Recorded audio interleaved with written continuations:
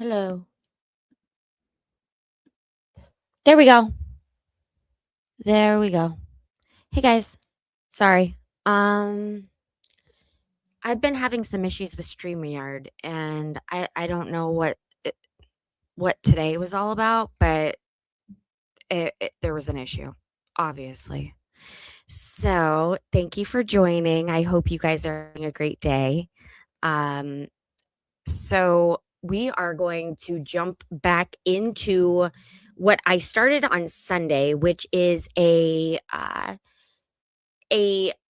retrial reshow, not a retrial.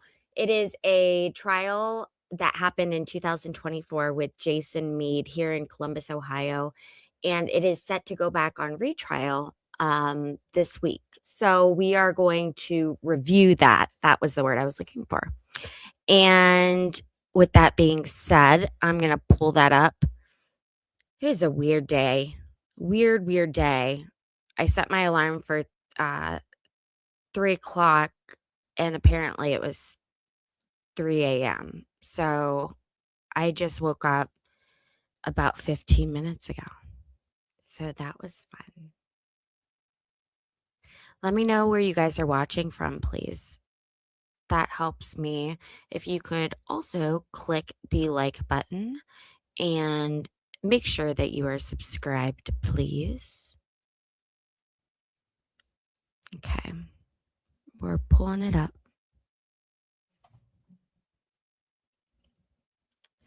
Jason Meade. It's so nice here that the dogs didn't want to come inside. So that was partially why I was late. I was corralling dogs. Okay, here we go. Let me connect this. Oh, I see we have comments. Sorry, I haven't gotten quite there yet.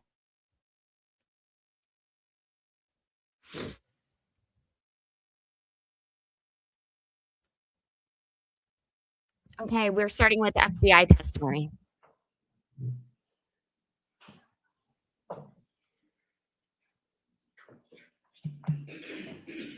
I'll do a rebrief of this when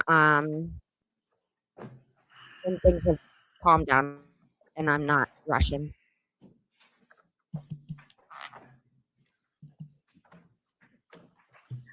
Hi, Willa. How are you? Good to see you, dude.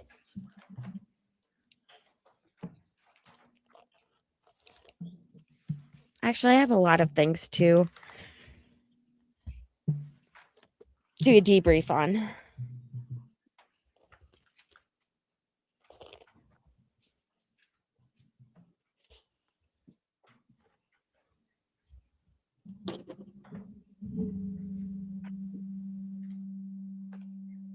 So, for those of you who don't know, Jason Meade was actually working as um,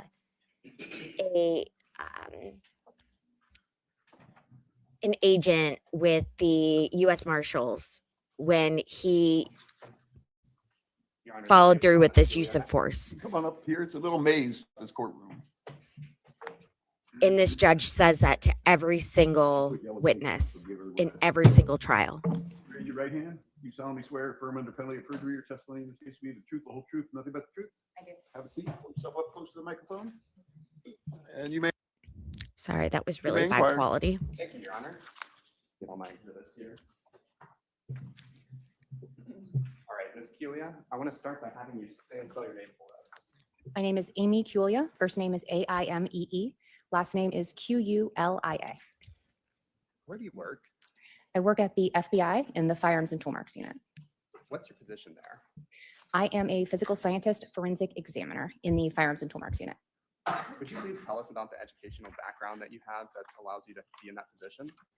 I have an undergraduate degree in ecology and evolutionary biology from the University of Tennessee in Knoxville, Tennessee. And I have a master's degree in forensic science from the University of Florida in Gainesville, Florida. When did you obtain your degrees? The undergraduate was in 2002, and I think 2013 was my graduate degree. How long have you worked at the FBI laboratory? Approximately 19 years. And how long have you been in the firearms and tool marks unit? About 9 of those years. What did you do at the Of FBI course you're saying laboratory that. before moving over to firearms and tool marks? I worked in the latent print unit, that's fingerprints and palm prints, in the FBI laboratory as well. And why did you move units at the lab? I was just looking for diversity of work, more excitement, and possible deployments. You actually have an interest in firearms. Yes. Can you tell us a little bit about that? I grew up with firearms. My father is, or was, excuse me, a firearms instructor for the FBI. So I've been shooting and handling Hi, firearms most of my Kristen. life. Did you obtain any specialized training to become a qualified firearms and tool marks examiner? Yes, I did. I followed the training program set out by the FBI, and that's a quality document that documents each aspect of my training. From start to finish, it took about 2.5 years to complete this training. Could you please explain to the jurors in a little more detail about what's involved in this training to become a qualified firearms and tool marks examiner? Yes. Basically everything having to do with firearms. So how they're designed, how they're made, the history of firearms development and ammunition. Most of my job is at a microscope comparing bullets and cartridge cases to individual firearms to see if a particular firearm fired a particular bullet or cartridge case. Another part of my job is going to crime scenes. Sorry, Willa, that you have to hear this, but I think Kristen will appreciate this. I just looked at my analytics, Kristen, and my 5150 video from March of last year, in the last 48 hours, has had 150 people watch it. This is wild. Well, I'll explain this to you at a different time. Sorry, I had to change cameras. I knew something was off. I'll explain that to you later, what that means, but it's a video I did with someone I interviewed at one point, and everyone thought she was cool, and she turned out to be kind of, and that video has it's going it's getting a lot of views. Okay, that's it. Conducting shooting incident reconstructions. I did this work as a mentee. I had a mentor, and I basically it's like an apprentice program. I did a series of comparison. I'm also qualified in tool marks, so I learned about the manufacturing of tools. And as a member of this channel, you know that I skip the boring stuff and I get straight to the good stuff. Honestly, today was a cluster, so I'm sorry that I'm not more prepared today, but I absolutely was not going to skip this stream. So I am going to speed it up. We all know about bullets leaving striations, and different guns use different bullets, and it's a lot. So we're actually going to hear from her again at this next retrial that's happening, because the first trial ended up as a hung jury. So it'll be really interesting to see how these people testify and if they say the same things. without changing trajectory very much.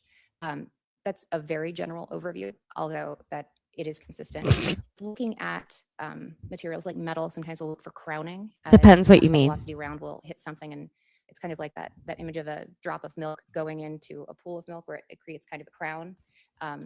That will happen with a high velocity round going through metal. That's something that we typically see. My Meredith video has We gone look evergreen. at how it interacts with glass, so I can tell the number of shots and which one was taken first if I have like a laminate glass that is still there based on the fracture pattern. So all of this kind of culminates into my assessment of the scene and how I would expect bullets to engage with the substrates around me at the scene. Can we take a quick break real quick? You want to approach? For real, man.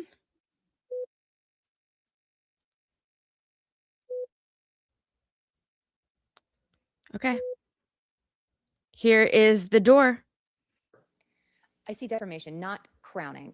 So crowning is about the diameter of the bullet that passes through. And there's a defect at the top of the door. That is not a bullet hole. It's not crowning. Although it would kind of look like that. I That's appreciate from the the bunnies coming hydraulic and that checking was on me. attaching the I'm door to the okay. frame. With this, what I was looking at is how the metal curled back from engaging with the projectile. Okay. And what is the significance of the curling that is here on these marks? That indicates the directionality. So that's how I was looking at this, arranging my trajectory rods and my trajectory cones to reflect the engagement that the bullet had as it was passing through. Though it's curling as opposed to crowning, does that still allow you to make a conclusion as to whether the directionality of the trajectory? Yes. So just by looking at this, I can tell that all of the projectiles passed from the side of the door, the outside to the inside. Okay. And would their direction have changed much based on this deformation here? Assuming no intervening objects. It wouldn't have changed very much. We are, I should mention, missing a part of the scene. So there was some type of glass on the external portion of this door. This is on the inside. So it did have to pass through something that I was not able to examine. Now, was the glass there at the time of your examination on December 17th of 2020? Fragments of the glass were there Okay, fragments. And where were those fragments? on the ground. Okay. But was there anything here in the frame? No, nothing within the frame. Just to clarify your answer, are you talking about the door? Are you guys seeing different streams on YouTube, like waiting for me to, like, scheduled streams of mine? Let me know. Or as it was originally composed before it was struck by bullets? Correct. Yes. Thank you. Shit, I am.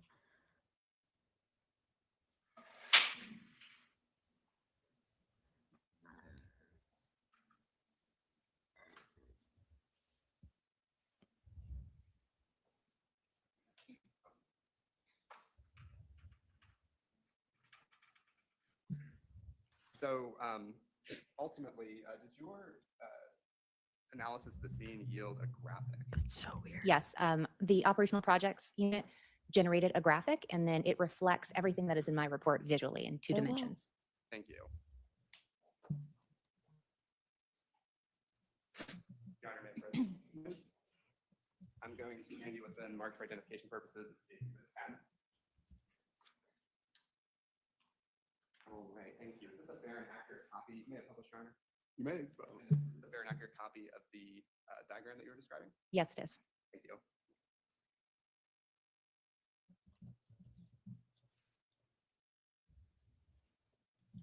Okay.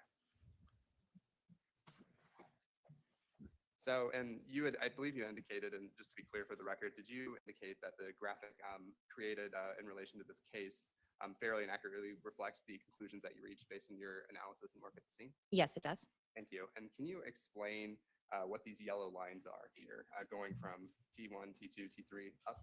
Those are extensions of the trajectories that I established through the door. So that doesn't represent the entire rod, the trajectory rod. It extends beyond that point, both forward and backward into the kitchen. Thank you. So this is marked with some abbreviations. So there's I1, H2, H3, and H4. Are those the impact one, H2, or hole 2, hole 3, hole 4 from the door that you were telling us about earlier? Yes, they are. And then over here, there's I5, H6, and H7, correct? That is correct. And are those the impact and holes that you were telling us about earlier with the photos from the kitchen? Oh, I'm elevations? sorry, That is correct, Ink. yes. There's also a purple H that's been marked on the diagram. What's that? That is a very large hole that was present when I arrived on scene. It was part of the wall that was missing and I was not able to examine. So I really can't say what happened there. Now, there is a gray line here with these boxes. They're all connected to that. Does that gray line represent the door, Exhibit 26? It does. And could you please explain to the jurors how the position of the door was chosen for this graphic? I chose the position of the door. I don't have any knowledge as to the position of the door during the shooting. It was on a hydraulic, so it would open and close if you were not holding onto it. I chose 45 degrees for demonstrative purposes, but I was also able to rule out that that door was open to 90 degrees based on the extension of the trajectory. There were no bullet holes through a wall going into the yard, a fence. So I knew that we had a little bit to work with because there was not evidence of a bullet hole passing through the gate or the wall. It also could not be completely within the frame, so completely closed based on the trajectories and the absence of anything on the other side. So the the wall and the door going down to the basement, those were not hit by any bullets or frag. Okay. But again, you're indicating that you can't give a precise angle, if you will, of what position the door was in at the time it was struck by the bullets. That's correct. It is an arbitrary angle that I chose. I was eliminating the extremes, but I don't know if that was in a 45-degree angle or if it was changing during the progression of the shots. Let's talk about the extension of those trajectory lines that you were describing to us. They extend both back from the door towards the yard as well as into the house, right? That's correct. And can you tell us about, I don't know if accuracy is the right word, but the meaningfulness of those lines on first the outside of the door? With the outside of the door, they haven't really engaged with anything other than that door material. So we have the glass, which I wasn't able to examine, and the door. Beyond that, if they hit something, they could have been thrown off their path. But I was able to document what I saw on the scene in that door that I was able to examine. So is it fair to say that the trajectory line coming back out from the door outside, those would be fair and accurate representations of the trajectory lines, assuming the door is at a 45-degree angle? I correct? think everyone on Twitter Yes, agrees that's an with you, extension of my Willa. trajectory. Going back outside, right? Correct, but taking into account that there was glass that I wasn't able to examine.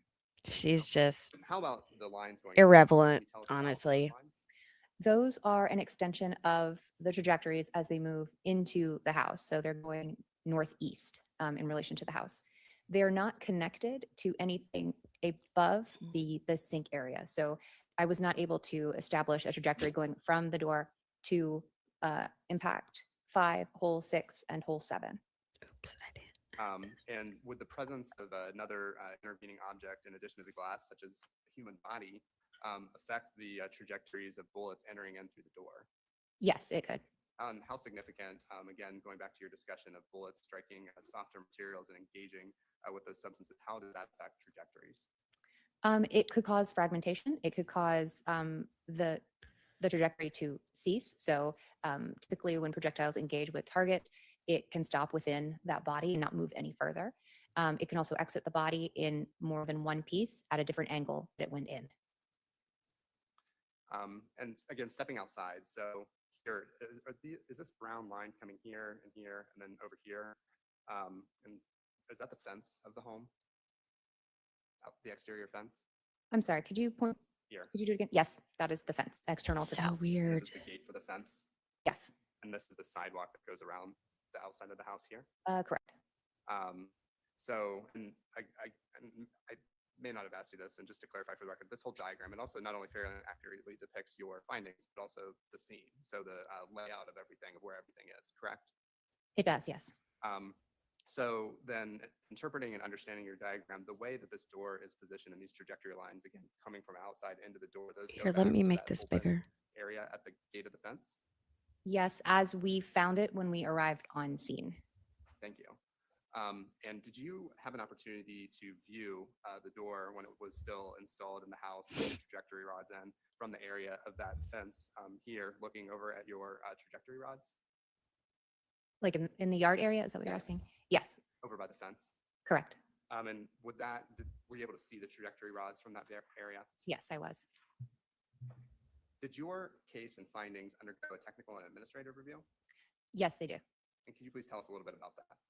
With the technical review, another qualified examiner, qualified in shooting incident and reconstructions, will take a look at all of my documentation, and they make sure that they agree that my report is based on solid ground. So I have documented everything in the scene and have come to the correct conclusion. So by doing a technical review, they're making sure that what I'm stating is supported by all the data that I Let collected. me. The administrative review follows the technical review, and they're just looking for grammatical errors, that I signed and initialed everything, that everything has dates and is documented properly. And what were the results of those reviews for your analysis of this case for the incident at 3996 Estates Place?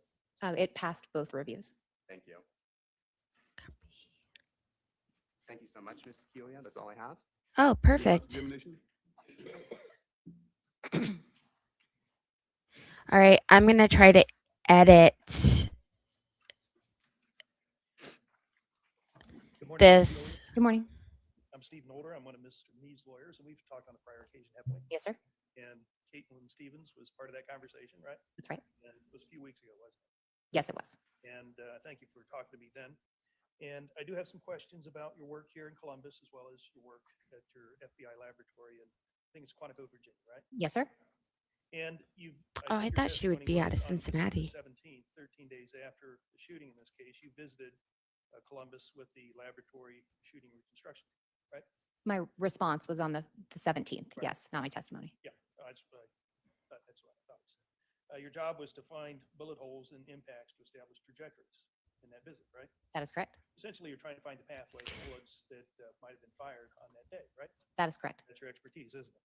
Yes. And I think that your testimony was you finished at least all your field work on December 17th, 2012, right? Yes, I did. Only needed 1 day to complete that, right? Correct. And then you completed a report, your expert report, that went through these multiple layers of review, and that was created on, I think, February the 12th, 2020. Does that sound right? That sounds correct.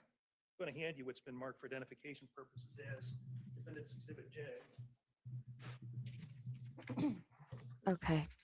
I have other people in that stream that I created waiting You may. for Julia, I'm going to hand you what's marked for identification. for this stream to start. And can you tell me what that is?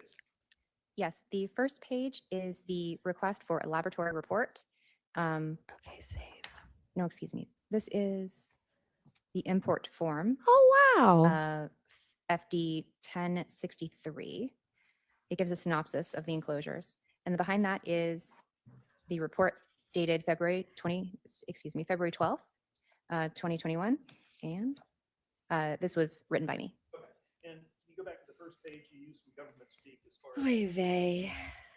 2061, I think. What do you mean when you say that? Hi. This Zach. is, I believe, the Sorry, import form. I'm everyone. unfamiliar with this particular form, Okay. but I can read what it says the enclosures are. But it's an FBI form, right? That is correct.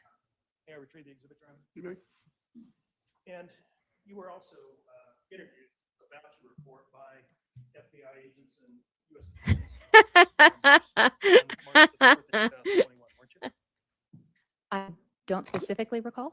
You remember being interviewed by FBI agents here in Columbus, as well as someone in the U.S. Attorney's Office about this report. I think you were in your office and they were appearing by either phone or by Zoom. Okay. I don't specifically remember, but I record communications in my communication log. I have no idea You what's remember going on. The phone conversation or interview? I don't.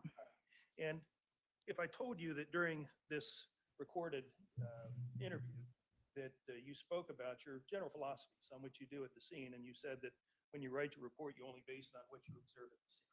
Is that consistent with your philosophy? Yes, it is. And again, your report's based on what the evidence tells you, I think was the phrase. Here we go. That's familiar to you, isn't it? Yes. And in addition to the expert report that's labeled as Defendant's Exhibit J, there was also an addendum to that report created, wasn't there? Yes.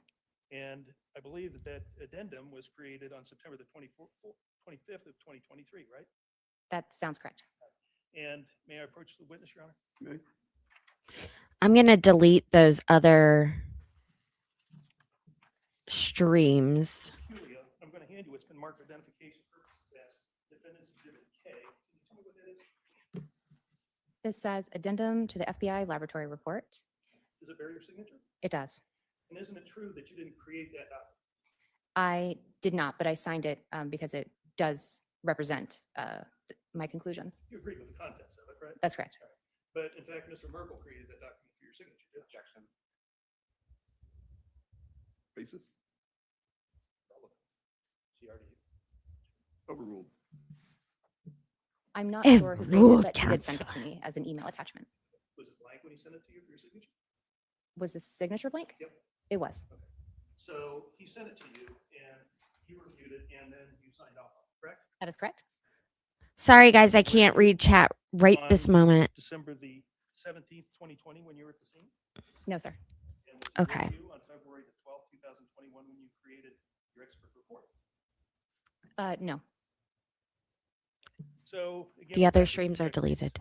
And your function when you were in Columbus on December the 17th was to determine the pathways of bullets based on holes and impacts that you saw at the scene, right? That is correct. And essentially, the point in determining a I'm just trajectory now reading. would be that you're trying to determine how a bullet moves in space, right? Yes. Yes. And you have an ending point of a trajectory and a beginning point of a trajectory, right?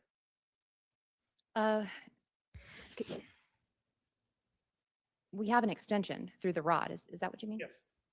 Yes. And you determined that the Duh. ending and beginning points were arbitrary, I think was the phrase you used. Isn't that true? They're not arbitrary. They are established through what I find on the scene. So we're physically fitting Indulge those us. trajectory rods and cones to the bullet holes that we see and arranging them to reflect what the remaining material is telling me about the directionality of that trajectory. Well, you determined though that the trajectories, let's talk about the ending point. They ended somewhere in the kitchen, right? Yes, they did. And if they didn't extend it as a kitchen, I think that you told the folks that interviewed you on March the 4th of 2021 that they would have ended somewhere in Mr. Goodson's body, right? They are consistent with that. They don't extend beyond where I would expect them to extend. So they engaged with some other type of material that was no longer in the scene when I was there. And isn't it true that you didn't know the position of where Mr. Meade was located when the shots were fired? That's correct. And so the trajectories that you established, I think you said generally established where Mr. Meade's position was, and the trajectories flowed along that same plane. Is that right?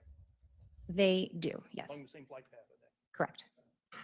Now, I believe that one of the ways in this conversation that you had with the FBI and U.S. Attorney's Office, you said that one of the ways that could establish the position of Mr. Meade was to look at the shell casings and try to determine his position once the ejection pattern of the gun was determined. Do you remember that conversation?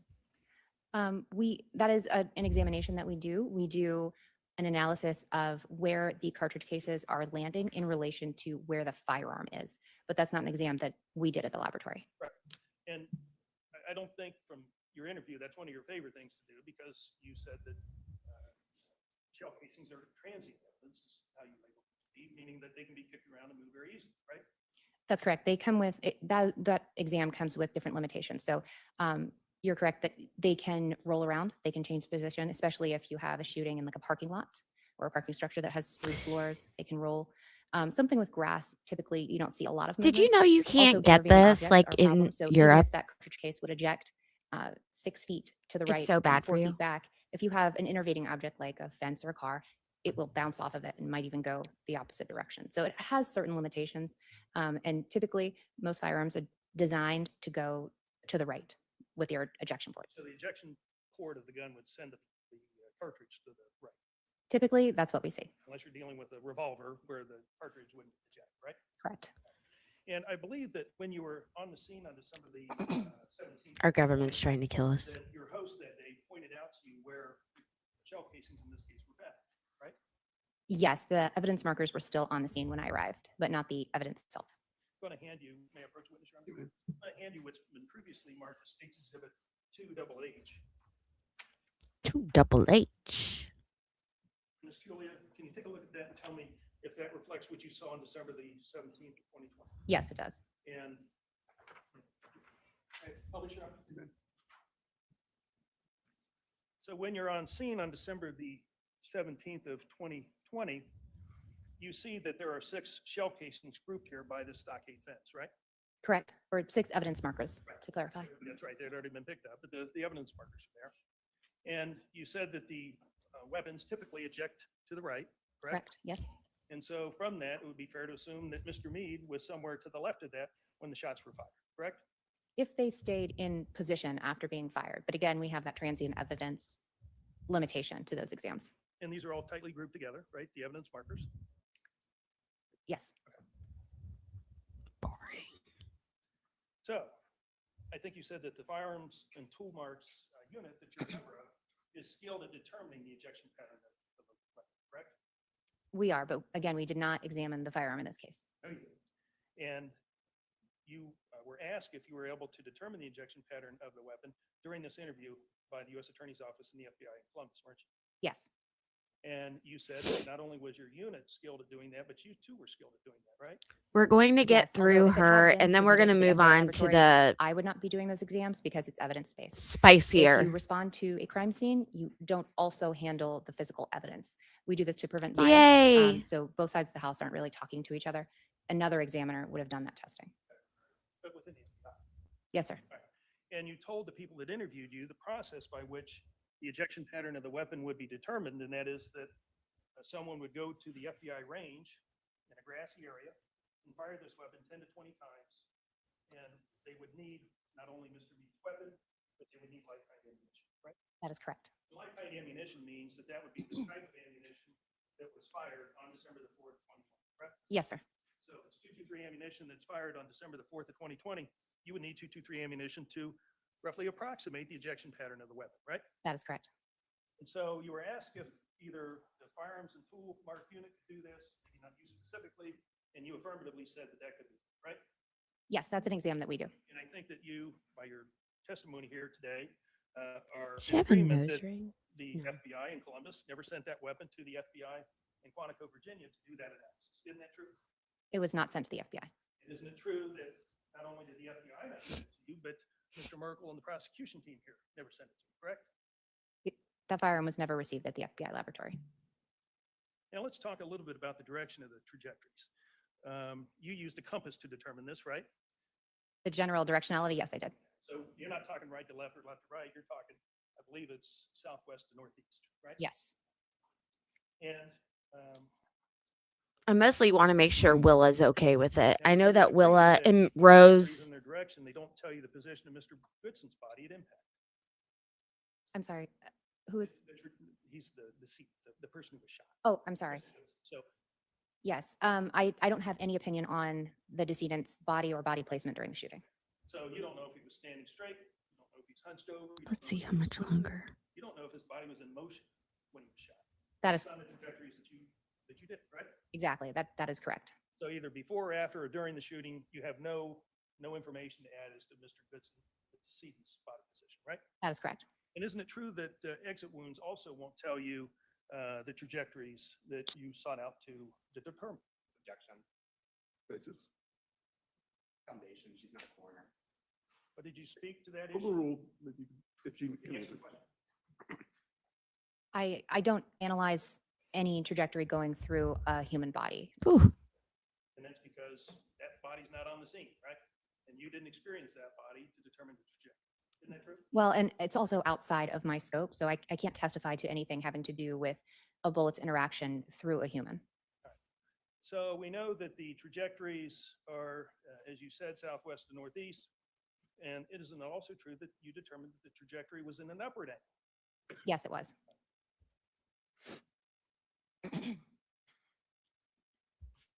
Hey, approach your honor. May-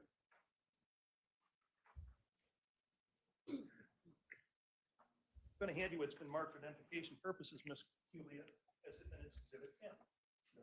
Okay.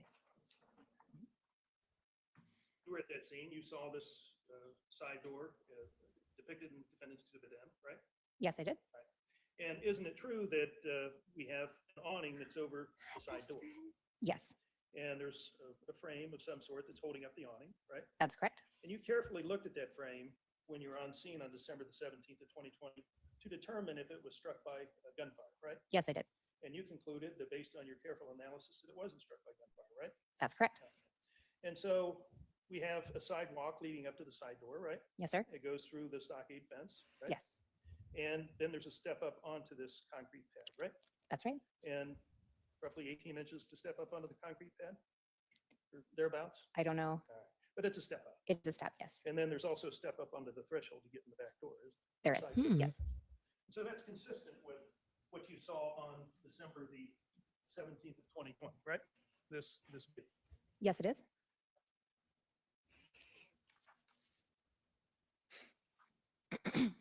Now, as far as the upward trajectory, if we can go back to defendant's exhibit M,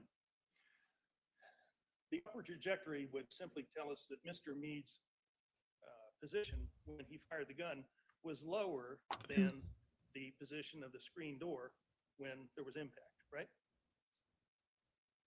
I'm only going to speak to the position of the end of the firearm. And that means that it was angled up. And so do you know, you don't know the position of the weapon, whether it's low or high when Mr. Meade shot, right? It would have been lower along that trajectory path. That flight path. That is correct.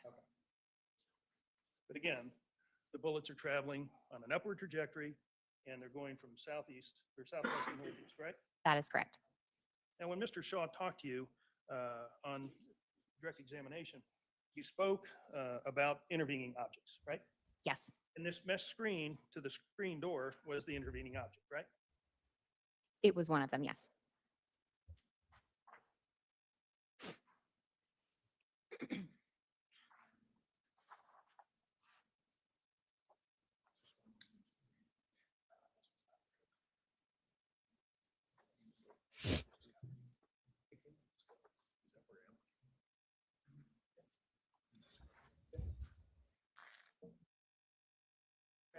You may. I'm going to hand you what's been marked for identification purposes as Defendant's Exhibit L.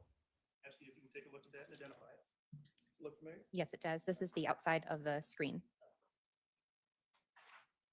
Again, that was roughly how that door looked when you encountered it on December the 17th of 2020, right? Yes, It's in a closed position right now, right? that's correct. And that's a position that you eliminated a possibility that door could be in at the time of the shooting, right? Correct. It couldn't be in that position. That is correct. And again, we have hole 1, hole 2, or hole 2, hole 3, hole 4, right? Yes, Then up here we have impact 1, I1. Right? yes, yes. And you were the one that labeled the hole 2, 3, 4, impact 1, right? I was. You were the one that chose that convention, right? Yes, And the reason you do that is so that we can make sense out of the various holes or impacts when you're in court, right? yes. Yeah, Retrial. You may. I'm going to hand you what's been marked for identification purposes as Defendant's Exhibit N, as in Nancy. Can you take a look at that? Yes, And you recognize it. I do. And was that your labeling of the mesh on the screen door Yes, in the convention you chose? correct. I1, H2, H3, and H4. Yes, it is. And your choice of labeling I1, H2, H3, H4, that doesn't relate to the order of the shots, right? No, it does not. Because you don't know the order of the shots, right? I do not know. Your analysis it wasn't possible to determine that with what was available for you, right? Exactly. In this case, I cannot determine the order of shots that were taken. Mr. Nolder, was that M or N?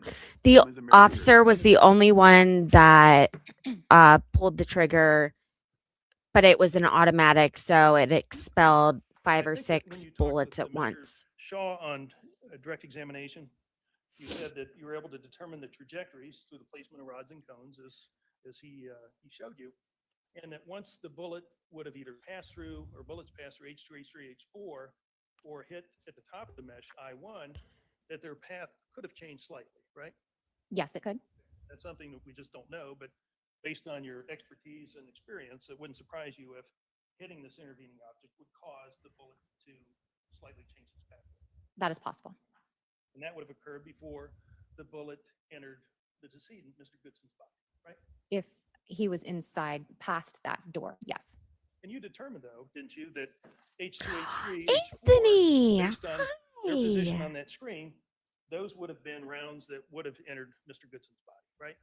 They are consistent with that, as they don't continue beyond that point, and I would expect if they didn't hit an intervening object to continue on. So those would have been trajectories. So good that to see ended you, at the buddy. point because you know that there was nothing further to find, right? Ended or changed. Changed is also a possibility if they pass through that intervening object. All right, so we saw the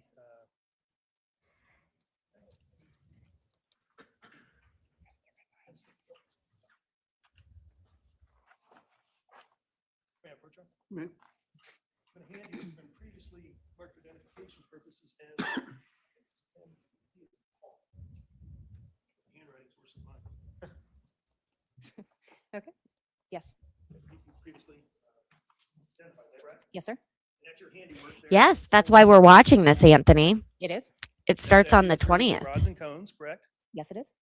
or the And so, 17th. just so we're Birthday. clear, a hole 2 became trajectory 1, Let right? me look at Yes. the calendar. And hole 3 became trajectory 2, Yes. and hole 4 became trajectory 3. Yes. And again, that Trial doesn't will in- be inform us starting as on the far as 20th. order of the shots, right? No, it does not. That's the sequence or convention that you used. Correct.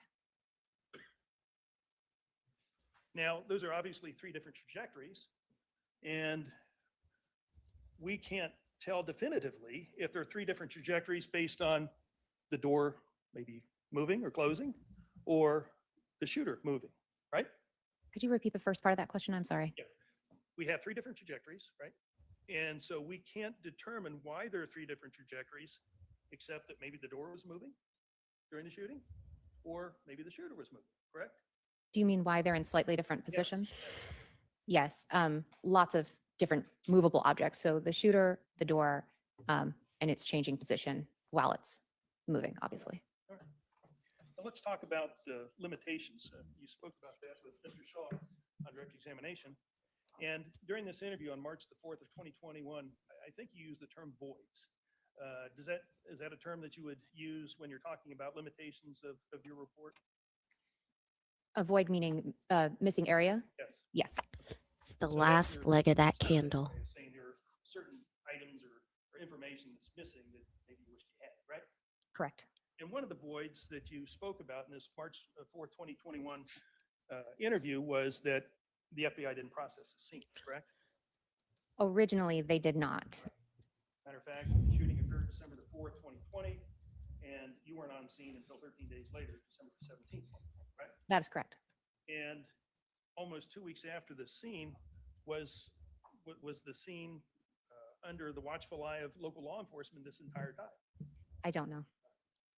But again, that was a void or limitation that you verbalized when you're interviewed on March 4th, 2020. It could have been, that is definitely a limitation. If you can't control the movement of objects within a scene, they're taken out of play.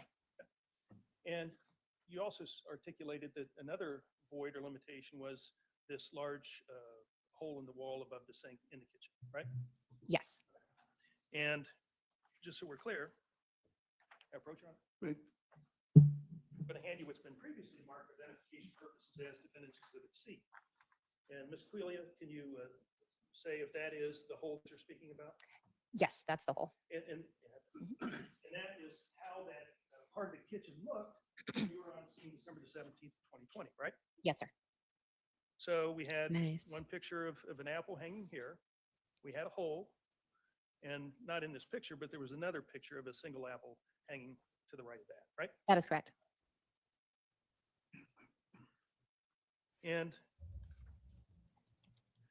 yeah, approach on it. wait.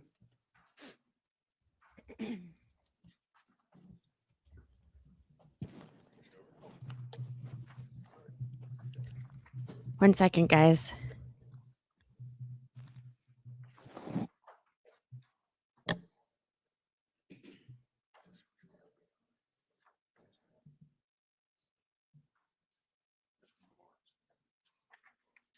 Okay, approach. You may. Again, I'm going to present Defendant Exhibit C. I've already identified that, but I'm going to hand you also Defendant Exhibit B. Okay.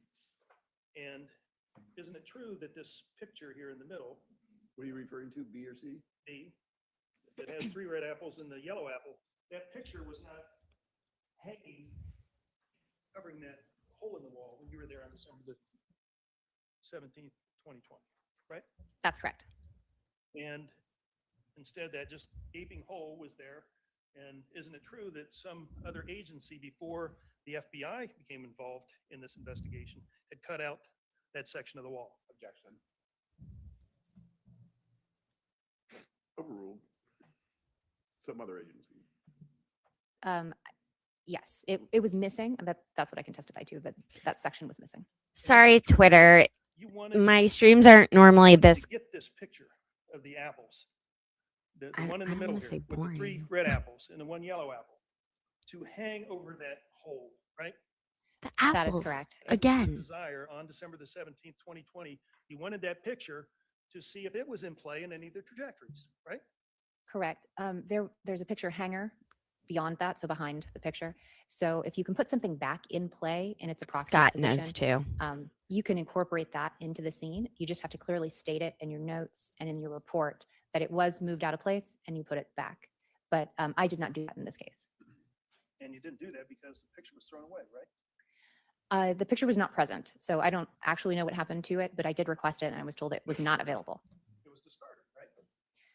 Again, I don't know exactly what happened to it, but when I requested it, they said they could not get it back.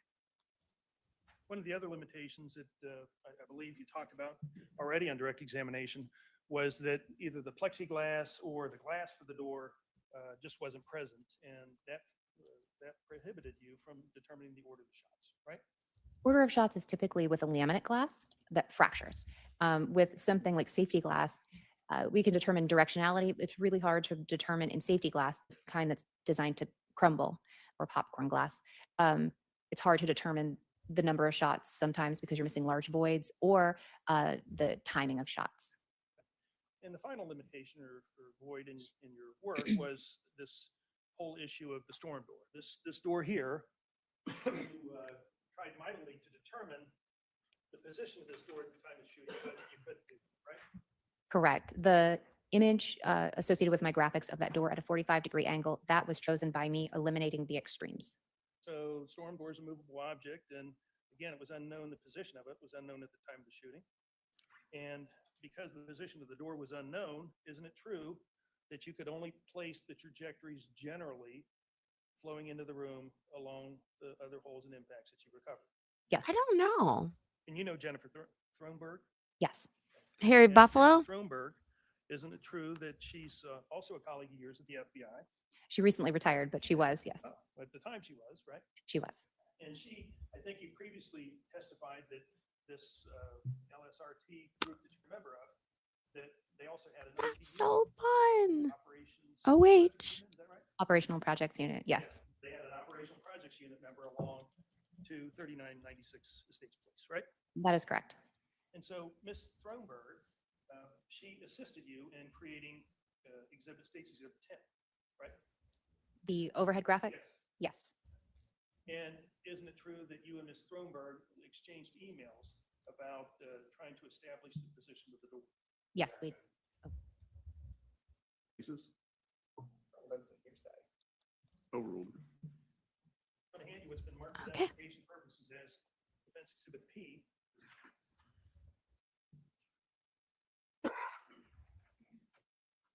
Have so much fun, Anthony. Yes, I'm going to be covering this trial starting next week. That's why I wanted to cover this so that people are kind of familiar with it. Okay. I'm going to hand you what's been marked for identification purposes as Defense Exhibit P, Ms. Quelia, and ask you to review that document. I have some questions for you when you're finished. Just tell me when you're finished. Where did I put my purse? okay. And this document appears to be an email thread between you and Ms. Thronberg, correct? Yes. And if we can talk about the top two emails, it appears that on January the 26th of 2021 at 4:02 p.m., that Ms. Thronberg sent you an email, right? Yes. And that would be, Your Honor. You want to approach? we take the exhibit down.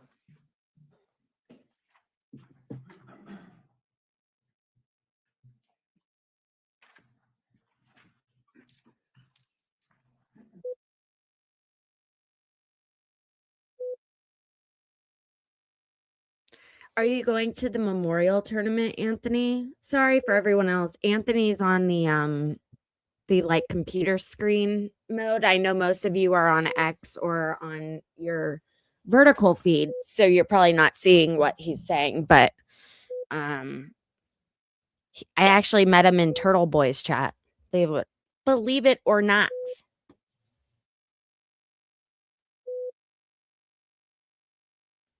And I'm sorry again for the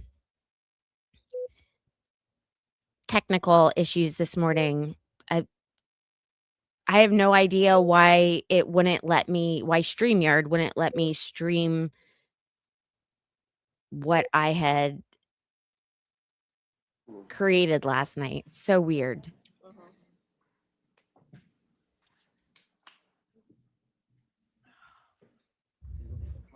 So,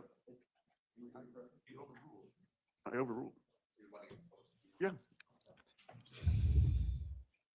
That's why it's been so slow in the chat. So this email is sent before your It's usually report is really busy. finalized on February the 12th, right? Yes. And Ms. Thronberg, again, she's assisting you in preparing and completing what becomes State's Exhibit 10, the overhead graphic, right? Yes, And isn't it true that in this email, essentially, if we cut to the chase, she says, how do you want the door shown? Since I don't believe you all know exactly how it was positioned, I can open it so the trajectories are in the general direction of the holes, and then caveat it with exact position of the door is in undetermined, right? She writes that. right. So the following day, you respond to that, right? Yes, And on January 27, 2021, you write, I think the door is semi-open with trajectories going through the door, pointing in the same general direction as the holes on the kitchen wall would be best. Plus caveat about not knowing the exact position of the door. So that's the email thread between you and Ms. Thronberg, right? yes. Scott, did you have tornadoes last So- night? You settled on a 45-degree angle, right? I did. And Yes. that was your term that when you were interviewed on March the 4th, that you said that you settled in the position of the door, right? Right. You could eliminate closed, you can eliminate 90 degrees open, right? That is correct. 90 degrees open. Correct. A couple of other things, Ms. Quillia, in addition to determining the bullet holes and impacts, you also did some, I think it's called the bullet hole testing. Yes, I did.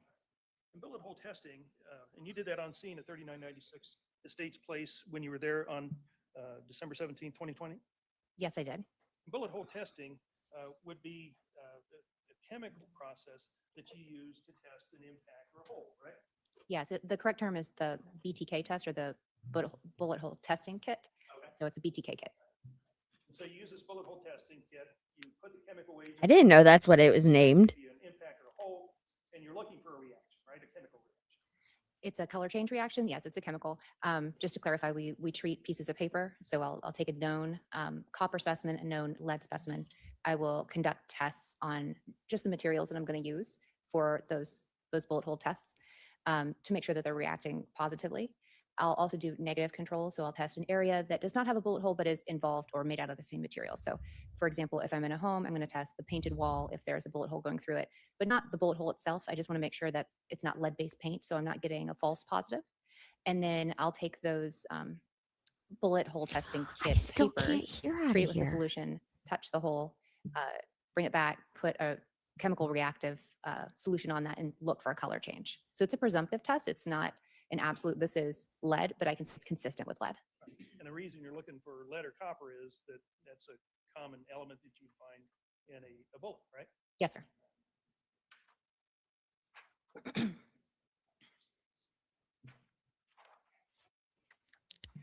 You know, approach your- You may. If anyone knows why my I'm going to hand you what's been previously identified. headphone would have gone out, as State's Exhibit feel 10. free to let me know.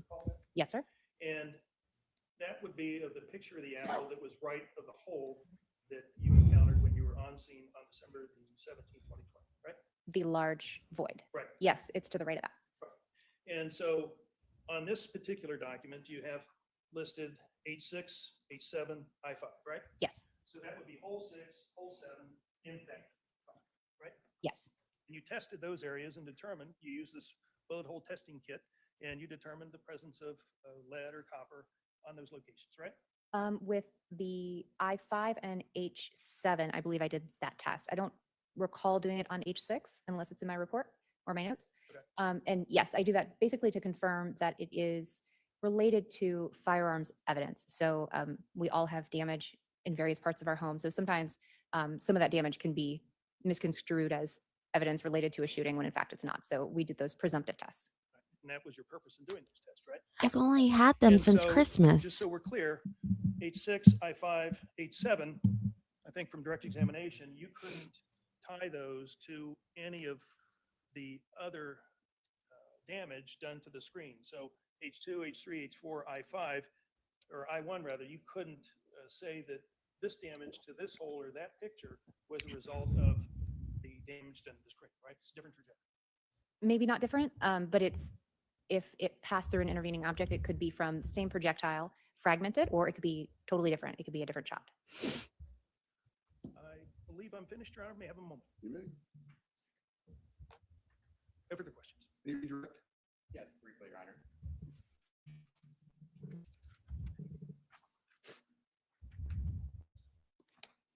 Everyone doing all right?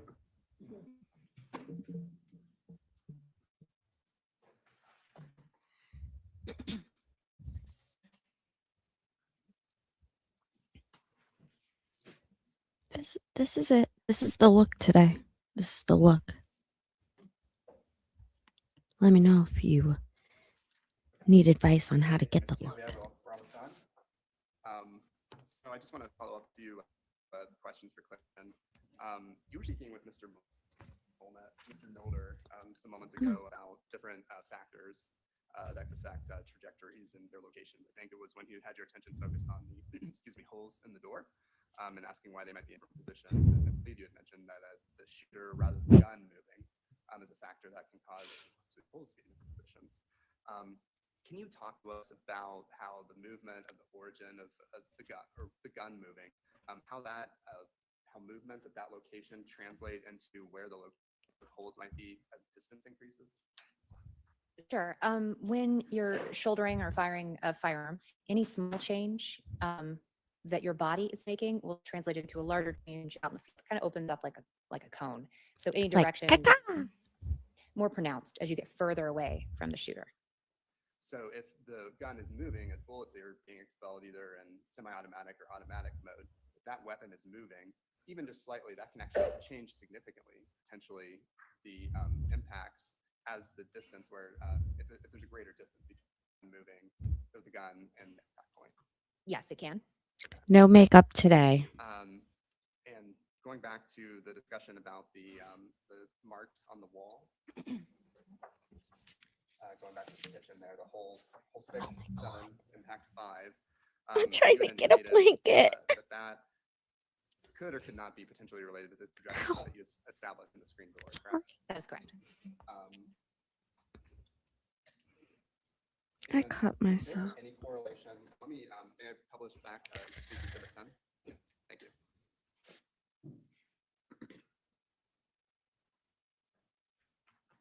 Did the marks of impact 5, hole 6, or hole 7 have any bearing on the trajectories on the entrance side back here behind the door? Is there any relationship between what was found here and the trajectories you established of the bullets going into the door?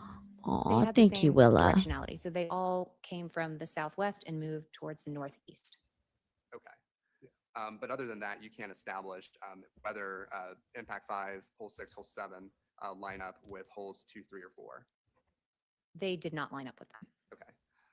And also, because there was no glass at the door at the scene, you can't tell whether how many additional bullets may have passed through that area, correct? Correct. So, and finally, you mentioned safety glass, and just to clarify, why are you saying safety glass? Is that the glass that was on the screen door? That's the glass on the storm door. The storm door. Yes, and it's just designed for safety purposes, so you don't get cut. It's also common in vehicles. You'll see it just kind of crumble and fall out. That's typically where we see it, for safety reasons. And when that glass is struck by a bullet, how does it typically react with a bullet strike? It cracks and crumbles. Crumbles completely, just a little bit? It just depends. Okay. But how does it crumble? Into big pieces, little pieces, Small pieces, like popcorn, as you described? yes. Okay. Or smaller. That's all I have. Thank you. All right. All right, you can step down. Okay, guys. We are going to start next, which is one of fellow officers. Let's go. You may inquire. Thank you, Your Honor. Would you please state your name for the ladies and gentlemen of the jury? My name is Officer Seth Penny. And where are you currently employed? I work at Minerva Park Police Department And how long have you been with Minerva Park Police Department? since mid-2020 And before that, were you employed? as a police officer. Yes, I worked for Mifflin Township. What am I and Morrow doing? County Sheriff's Office. So it was at Mifflin Township Sorry, guys. first, Yes, sir. and then you went to the Sheriff's Department, Yes, and then back to Minerva, correct? correct. Is that where you're currently employed now? Yes. And what are your duties there at the Minerva Township Police Department? At Minerva Park. Or Minerva, I'm sorry. To just do regular patrol. And is that what your duties were back in 2020? Yes. And when you say regular patrol, can you explain, ladies and gentlemen of the jury, what does that mean? That could be anything from, traffic stops, traffic fences, responding to calls, anything that a standard basic peace officer would do that's not a part of any specialized units. Okay, now, back on December 4th, okay, of 2020, were you working patrol that day? Yes. And can you tell us what happened? How did you end up going to the state's place? There was radio traffic. I don't know exactly verbatim what the radio traffic was that came through our dispatch channel that said there was an officer in trouble. And I believe it said officer involved shooting, but there was just no more information than that. And what did you do? Of course, I responded to that address in order to assist in any way that I could. And did you go with lights and sirens? Yes. What happened when you got to the address? It was a chaotic scene. There were a lot of other cars there. So I parked my car and activated my body worn camera and began trying to locate the scene in order to do some, to assist. Okay, now, was that, your understanding the scene then was at 3996 Estate Place? That's correct. Okay. And so were you able to park in front of the house, or where did you park? I parked in the street. I don't know exactly how far from that address, and I had never gotten a call on that street before, so I didn't exactly know where that address was. I just ran to where the other officers were running. Now, this area is in your. I just ran where everyone else Yeah. was going. But do you make runs over into that area? That street, no. Okay, all right. So when you got there, you start approaching the scene. Tell I us, should please, give all, everyone a debrief. So after I activated my body worn camera, I Okay, so now that things have like calmed down a little bit, an hour later, first and foremost, thanks for being here. I know that you could be like 100 different places right now, but I appreciate the time that you're spending with me. Today was weird. I set my alarm for AM instead of PM, so I made it just on time. I may have been late actually. With that being said, I'm not quite sure why this happened, but StreamYard, my streaming platform, didn't allow me to go live from the streams that I had like created last night. So I don't know. I don't know what happened. Very weird. But it all worked out at the end, and I have a few of you guys in here, and that's great. We're not going to go too long tonight. I've really been struggling with how I'm feeling since like Sunday, and it's all related to my surgery. I yesterday marked 1 month until the surgery, so I'm really thankful that's coming up so I can start feeling better soon. If you would like to become a member, I highly recommend it. We are going to be doing a members only live stream this week, and you get to use your own emojis and do all the fun things. In it, all the expenses go towards my surgery expenses. If you didn't know, I have to have an operation that involves a blood vessel on my aorta. So it's gonna put me out for I spoke with someone yesterday, and I'm gonna be feeling rough for a pretty long time. So with that being said, anything is greatly appreciated. Just my husband already is taking care of expenses right now, and we are about to get a lot of medical expenses, like a lot. I have to have surgery in Cleveland. So tomorrow is my pre-op phone call. Long story short, I missed it yesterday. Like I said, I wasn't feeling well. So it's my very last thing before surgery. And as far as today and why we are here, we are watching the first trial of Officer Jason Meade. He is here in Columbus. He was a U.S. Marshal, And he was out on a job one day and sitting at a traffic light when he noticed a car drive by him. And allegedly, this person in the car waved a gun. And this Marshal Jason Meade began to follow the person that he thinks waved the gun and followed him to his neighborhood. The person involved, Casey Goodman, he got out of his car, parked the wrong way on the street, ran into his house, and before he got inside his door, it is said that he like looked back and like he had a gun in his hand and he was about to shoot. And so the officer had an automatic weapon on him. And when he pulled the trigger, it was like, someone needs to correct me. It's either 5 or 6. It was 5 or 6 bullets were expelled. So it was a lethal situation. And he was on the radio, the cop involved. He was on the radio the entire time this was happening, saying what he was seeing. And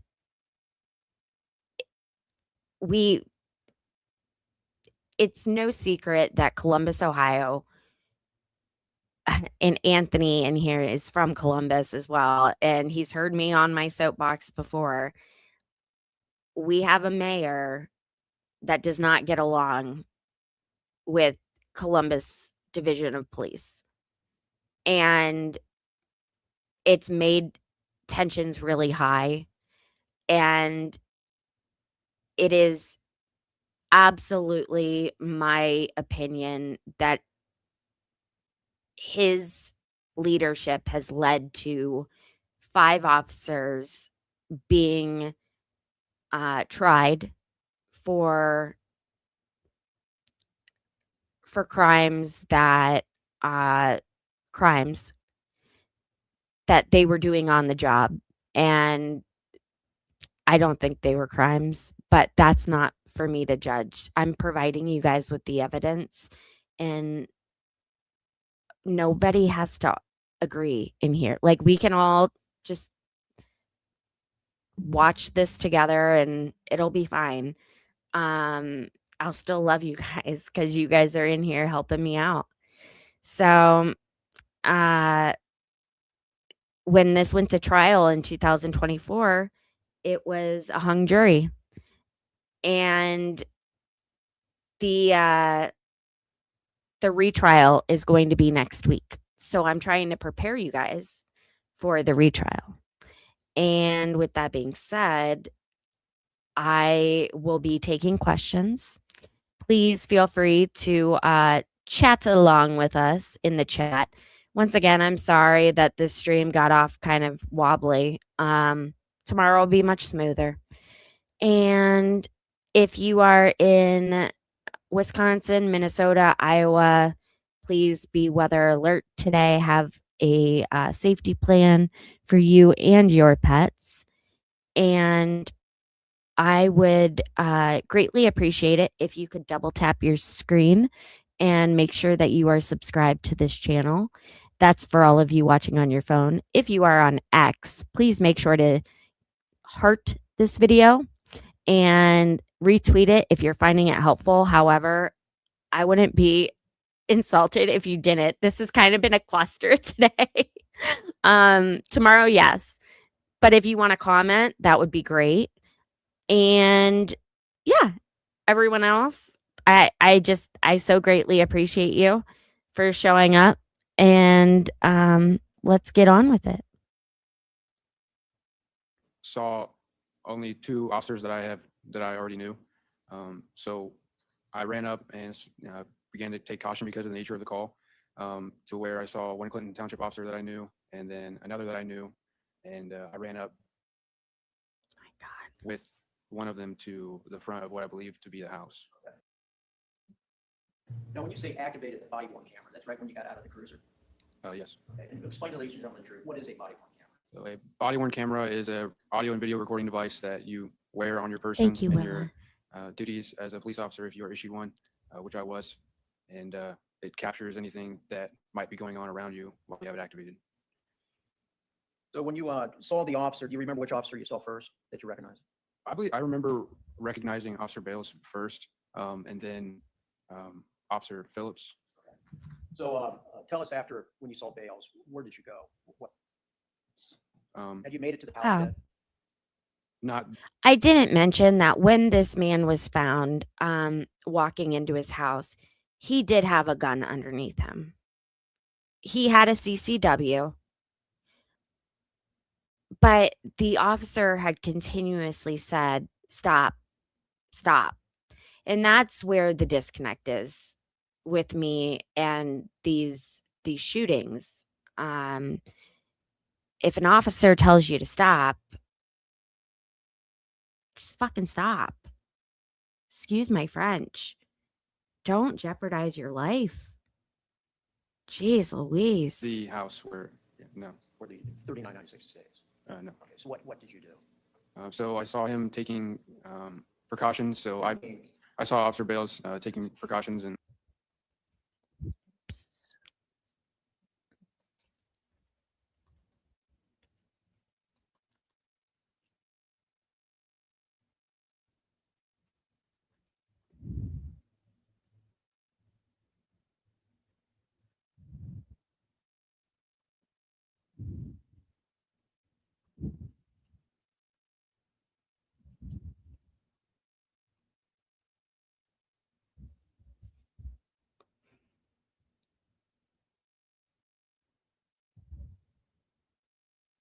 He did.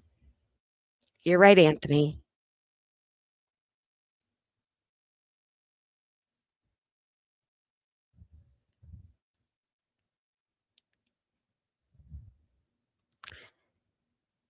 He had AirPods in his ears.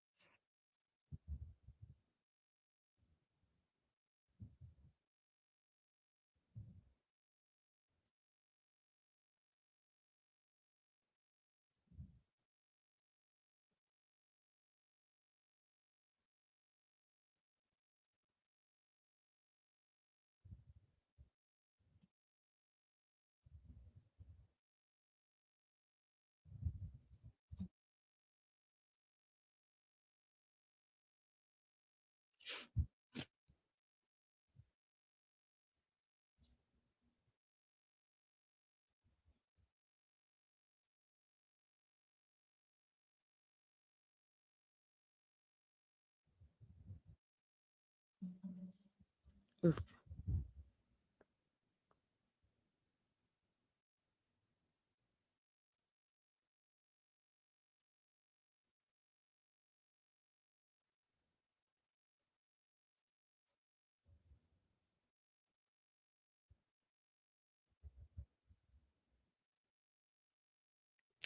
The court shouldn't be muted. Oh, no.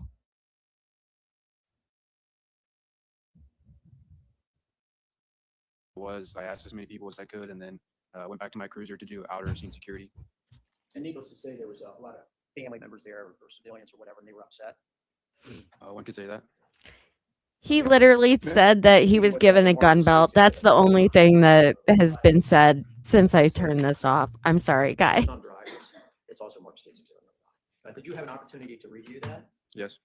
And what is that? That's my whole body worn camera and what it captured, to the best of my knowledge. So when you got back to your cruiser, you turned it off at some point, correct? I turned it off after Oh. essentially leaving all the inner part of the scene and going all the way back to my cruiser after the chaos died down a little. Is that a fair and accurate copy of your body worn camera as to what it captured and depicted on that day that you were there? Yes, to the best of my knowledge. And you look at it, and it does appear to be your body worn camera. It was yours. It does appear so, yes.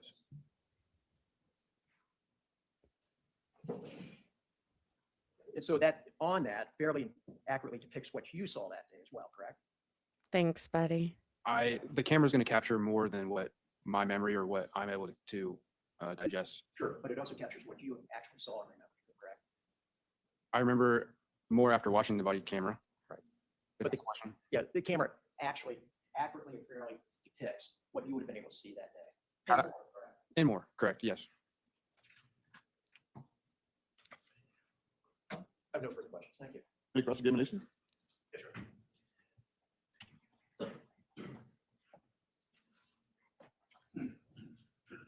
Hey guys, make sure to like this stream. You previously told us about your experience as a law enforcement officer, but you also have significant experience as a military officer too, don't you? I'm not an officer in the military, but I am enlisted and I've been in for a little over 8 years. What branch? Army National Guard. In the tree, you just got back from deployment. That's true, sir. Syria, Oh, right? God yes. bless him. Thank you for your service. I want to talk to you about the other important job in your life, and that is being an officer with Minerva Park. You previously had given some testimony to Mr. Schroyer about the events of December the 4th, and I think that at least on 2 occasions, For those of you who did not watch on Sunday when I started this trial, first of all, thank you. We hit like 39,000 views. It's crazy. Second of all, Schroyer, the prosecutor, is like, he has helped my family tremendously with a lawsuit that we had to be a part of last year. We were the ones to bring the lawsuit. And it was, he's a great lawyer. He's incredible. I could think of no one else in Ohio better suited for this, which is why I don't know what I if he can't get a guilty verdict, I don't think anyone can. But these defense attorneys are also incredible. They are so good because they just focus on fraternal order of police cases. So and I have friends, full disclosure, that are friends with the Meade family. And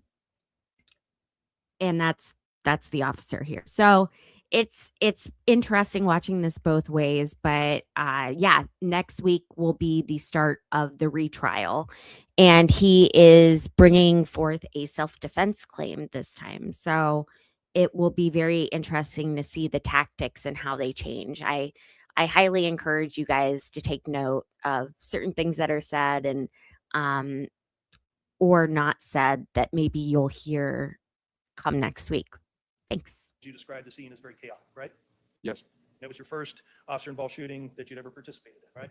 Providing cover or security. Caitlin is And amazing. so when you came down Estates Place, I think that was the first time you'd ever been on that road. Isn't it true that you saw a number of officers both in the street and in the yards around the houses on Estates Place? That's correct. And there were a lot more coming, right? There were a lot of sirens in the air, right? Yes, And the officers that you saw that were either in the street or in the yards, most of them had weapons drawn, didn't they? that's correct. And did you have your weapon drawn when you were responding? Yes, And when you said on direct examination that you and some of the officers were taking precautions, is that what you meant by drawing your weapon?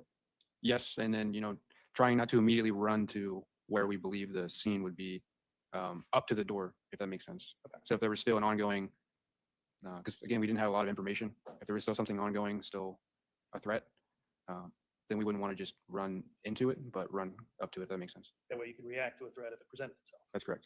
But your weapon was drawn and most other officers had weapons drawn as well, right? Correct. And I think you said there were a number of police cars both parked on the street or in the middle of the street on States Place, right? Yes, Now, when you engaged your body worn camera, is that worn here on the front of your uniform? yes, And to engage that, is there a button that you push to play that particular camera? yes. At that time, there was we were wearing, I believe, Axon, and you just double tap the center after you activate it, and it will start recording audio and video. What I would like to do is I would like to play at least a portion of your footage that you captured on your body worn camera on December 4th, 2024 year. And I believe your testimony was that you previously reviewed that, right? Yes. And that film or the footage that you captured refreshed your recollection on a lot of the events that day, right? That's correct. So if I could ask Courtney for your help and Ms. Stevens' help as well. Okay, we're going to start at the beginning of this body worn camera. Officer Penny, and I assume that's your hand with the weapon in it. That's correct. What I would ask you to do is Run it to the 8-second mark if you could, Ms. Stevens. What do you got? This person right here, who is that? I believe that's the back of Officer Phillips. Very close. Yes. Is he a Franklin Township officer that you previously identified? That you knew? I know him as a Clinton Township officer. So if you could run it 3 more seconds. For the 11 seconds. So someone on the porch says, we need medics to come up, right? That's correct. And did you know who said that? I did not at the time. Do you now know who said it? If we could play it again. What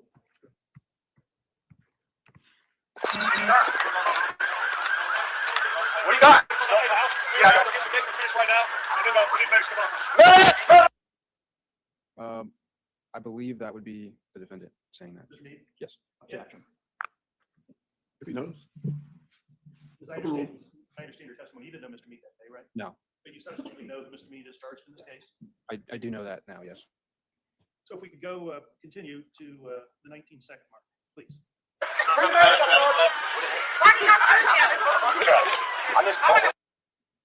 Did you hear Officer Phillips say, I missed the call?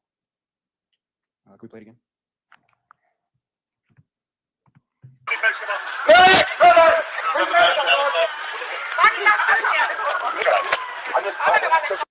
Yes. Hear that? Yes. That was Officer Phillips saying, I missed the call, right? Correct. It's pretty difficult to hear, but you did hear, right? That's correct. So if we can continue on to the 22-second mark. And the person that Mr. Phillips is speaking to is Jason Meade, is that true? I know that now. That's correct. You didn't know that then, but you know that now, right? So if you could continue to the 28-second mark, please. Ms. Stevens.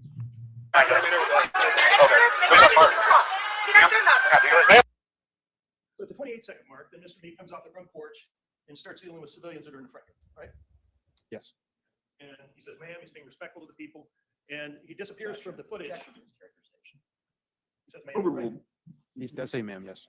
And he's out of the frame for 10 seconds. So run it to the 38 seconds, please.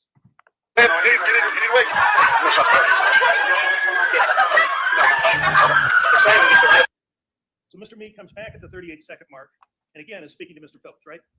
This person here. That's correct. And if you could continue on to the 41-second mark. We're talking about you, Massachusetts.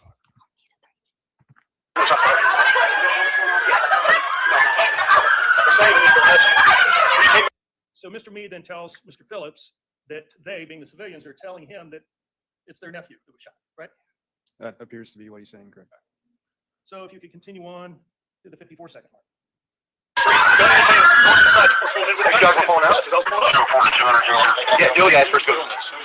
right there. So Mr. Meade tells Mr. Phillips that the person that was shot was coming out of a car with a gun in his hand going to the back door, right? You heard that. I did, yes. That's what I- Okay. And if you are new to this channel, then just so you guys know, I try to cut through. Oh, he's a lefty like me. I try to cut through the boring parts like this typically so that we can just cover the highlights and the testimony you need to know in order to have like a good conversation with another person about this court case for some reason. If you find yourself in a water cooler situation, but that's pretty much the difference between me and the other people.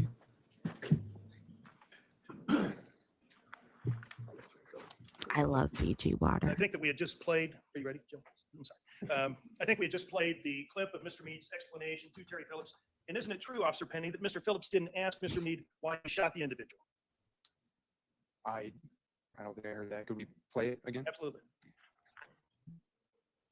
Back to the 41-second mark. I didn't hear it either. The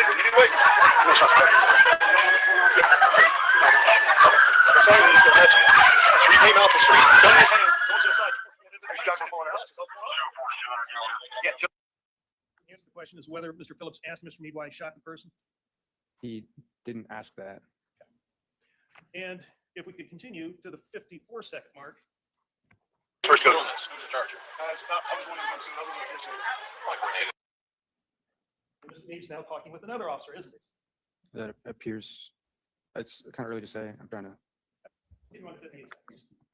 We have supervisor. Yeah. So this is clear. Oh, I hear someone crying. Real distraught. I'm sorry. Did you hear if he was speaking to another officer? that's right. And that other officer was asking him about whether a supervisor was on scene, wasn't he? I have to hear that part again. All I remember is that he was speaking to somebody in the front yard. Back 10 seconds if you witness it. Charger. I was wondering if another location. So.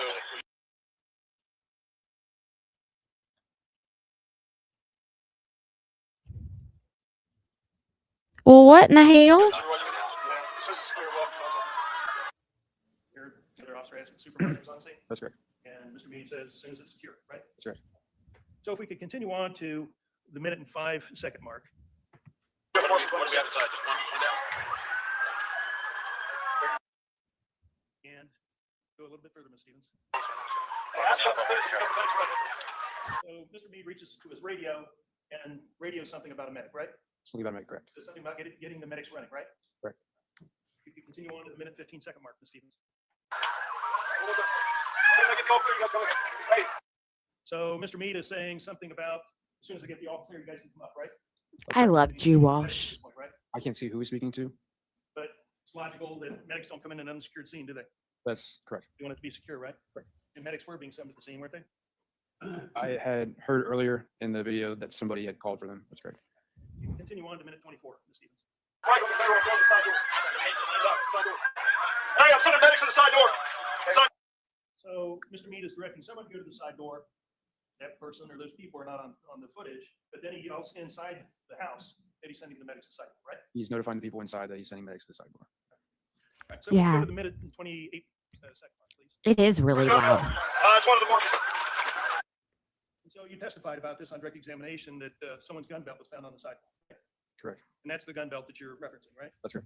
And this person is bending over to pick it up. It's Terry Phillips, isn't it? I believe so. You can continue on to the 1:32 mark.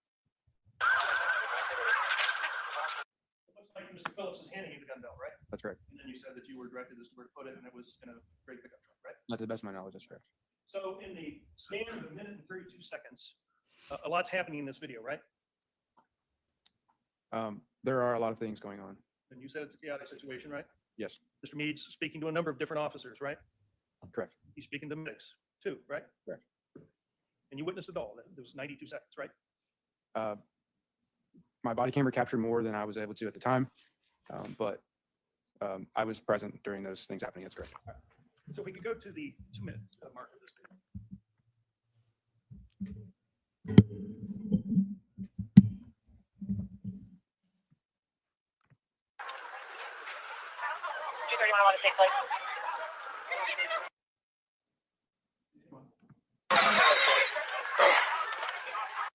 That would be the defendant, Jason Meade. Jason Meade. Hey, where you guys at? This truck?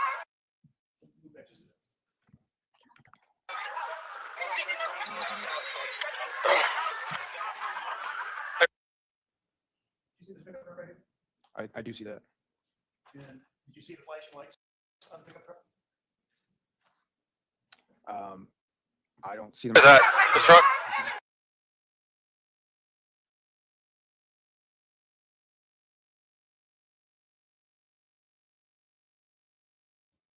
Pursuit lights, right? I don't know what would categorize them as pursuit lights, but I would say that they're an emergency light indicative of police work. There's a blue light involved, red light. That would signify that's a law enforcement vehicle, right? Correct. Your training would make you clearly conclude that, right? Correct. Have a moment, Jerome. Okay. No further questions. Thank you. Maybe correct. I have no further questions. Thank you very much. Just step down, just leave everything on the camera. Oh my God, of course.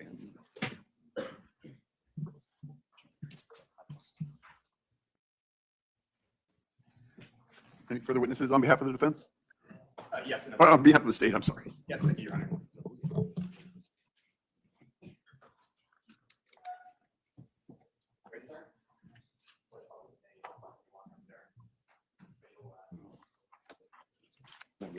Why do I have the live stream on me?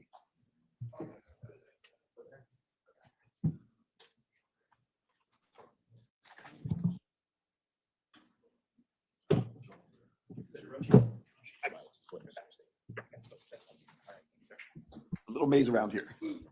Oh my God, look, the same joke that he always tells everyone. Raise your right So hand. You exciting. solemnly swear, affirm independently approve to read your testimony in this case to be the truth, the whole truth, nothing but the truth.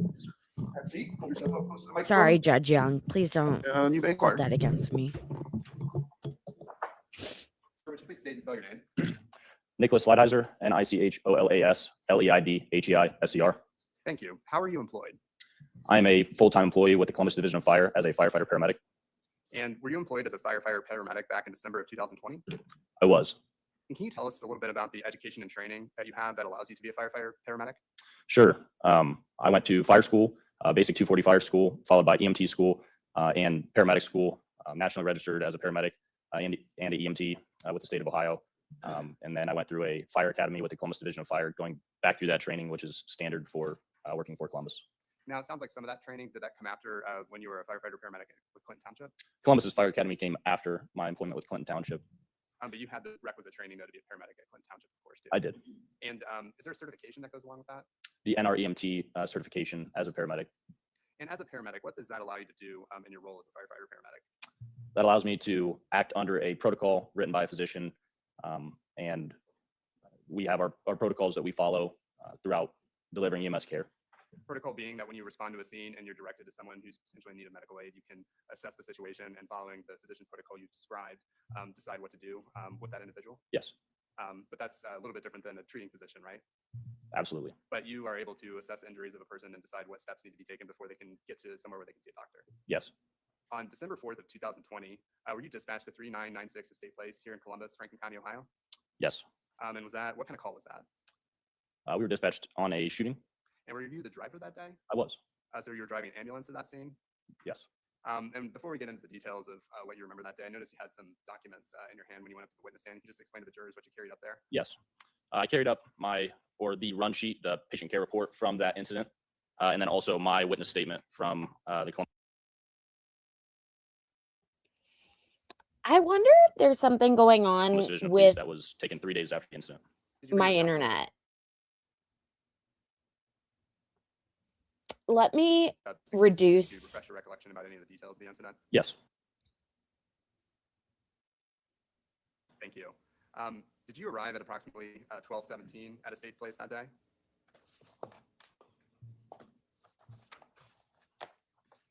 Yes. And to be clear, that's 17 p.m., correct? Correct. So when you first got to the area of 3996 Estates Place, what did you do?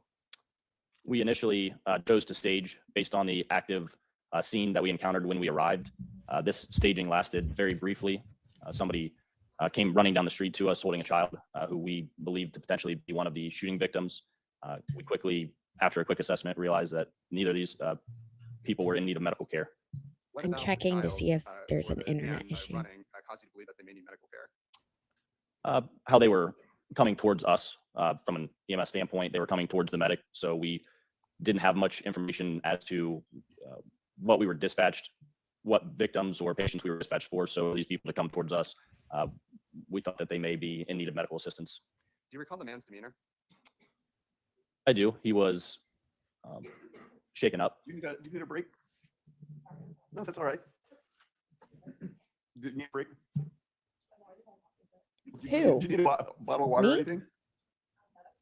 I'm good. Okay, if you need a break, you can take a break whenever.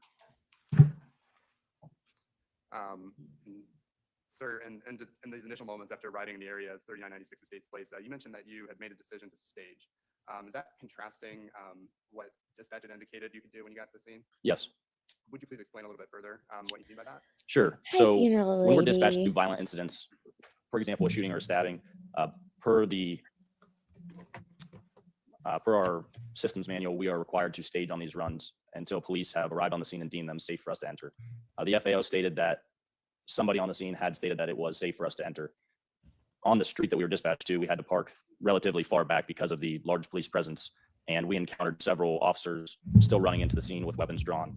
And my partner who was in charge of the run inquired with the FAO on the radio of what we're encountering, and the EMS supervisor made a decision for us to just let's hold on until we get further direction due to the active nature of the scene. And during the time that you were Yeah, I think waiting that's it. for any next The steps that need to be storms. taken, you and your crew were with the man who had come up to the EMS with the child. Yes, And I believe you had mentioned you were able to clear them because they were not the subject of shooting or any serious injury, right? yes. And you said the man was upset. Do you recall him saying anything? Sustained. Eventually, did you receive further information about what to do next at the scene? Yes, we eventually were approached by an officer who was able to direct us into the scene. And what was that? Residence? Yes, It's the residence at 3996 Estates Place, right? I believe so. So where did you go at that residence to figure out what to do? Like I said, we were directed Yep. to a house, and we were directed inside the house by an officer. Do you recall particularly where in the house? Yes, Where? we were directed in a side door into what I believe to be a kitchen. Do the record that generated in connection with your run to the scene document when exactly you finally had contact with the subject of this call? Yes, And sir, what are you referencing there the patient care report. from the run sheet that you brought up to refresh your memory? Yes, And how is that data generated regarding the time that you made contact with the subject of the call? the app patient time is an approximate time. It is a best estimate of when us as medics arrive to a patient. And you provided that information then, I did not. The author of this report provided that information. but you were able to review that and it fairly accurately reflects your memory of it. Yes, So what time does it say, best estimate, of course, as you indicated, that you had contact with the patient? 12:22 p.m. And when you made contact with that individual, can you describe what exactly you saw with injuries, where they were, et cetera? Sure. We made contact with the patient who was laying on the floor, supine, facing upwards. I went to the head of the patient to initiate a rapid trauma assessment, and we noted that he had multiple GSWs to his chest area, which was what we noticed while we were inside the house. Now, supine means on his back, right? Yes, sir. So he's laying on his back on the floor in the house, looking up. Yes, sir. You mentioned there were multiple gunshot wounds that you saw on him, and you said it was on the front that you saw? Yes, Eventually, in assessing the patient on that day, did you have a chance to look and see whether there were wounds to the back? yes. And can you tell us what you saw there? Also appeared to be multiple GSWs to the patient's back. Did you see blood in the area? Yes, How much? I'm not sure. Okay. I can't give you an exact answer on like a definitive amount of blood that was seen. In your role as a paramedic, do you have the training or the obligation to determine the like entrance and exit and those sort of details about any particular gunshot wound? No. Now, you mentioned that once making contact with this person, you began treatment. Can you, and you were describing a rapid trauma assessment. Can you tell us about the steps you took and what decision was made with regard to this person? Initially, Yes. so with that comes a rapid trauma assessment. What we're assessing is injuries potentially to be unsustainable with life. So starting at the head, we're looking for any potential GSWs to the patient's head to see if there's any brain matter exposed. That with the absence of a pulse or any breathing would constitute us to pronounce the patient deceased at that time. So we will start our assessment there and work our way forward. So without the presence of any of those things, we determined that the patient was going to be transported to the hospital with life-saving measures initiated. Okay, so to be clear, it sounds like in your assessment, you noted that there were no gunshot wounds to the head, an absence of pulse, and putting those things together per your protocol, they would still be transported. Yes, Now, prior to remove, and I guess I should ask too, was this person identified as Casey Goodson Jr.? at the time, no. Okay. Like in that moment, no. But ultimately, once you completed the call, taking this individual to the hospital, was that determination made? Yes. Thank you. Let's talk about the process. So you've done the assessment and you need to take this person to the hospital. So there were some things that you did, right, to do that and tell the jurors what happened? Can you repeat that question? You made a determination to take Mr. Goodson to the hospital, right? Right. Before doing that and removing him from the scene, what did you do? So we were obviously in the house making a rapid trauma assessment. I was knelt behind the patient's head, looking at the patient's head and determining if this patient was going to be viable for transport to the hospital. We determined that he was. And I have The, no idea initiated what's CPR going to the on. was doing CPR.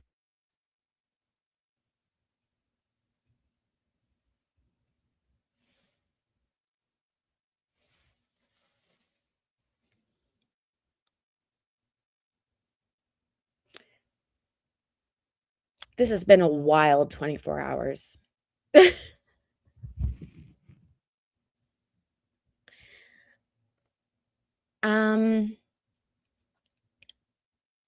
I don't want to switch like networks.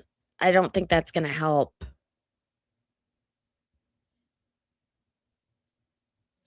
let's see how it goes again.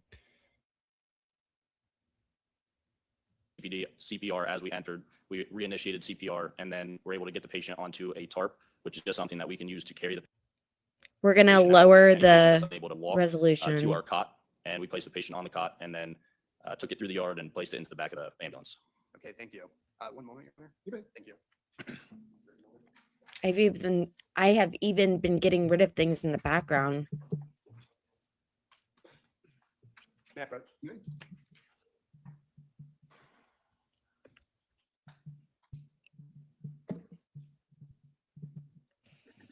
Hi, thanks Sir, for I'll leave you with the mic. stopping by. This is State's Exhibit 8C and 8C.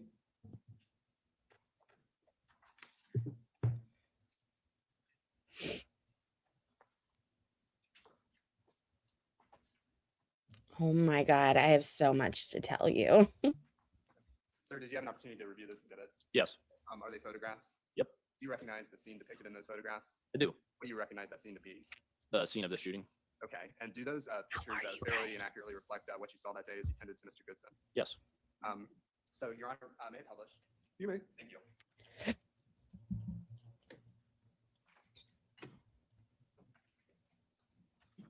First, I'm going to show 8C.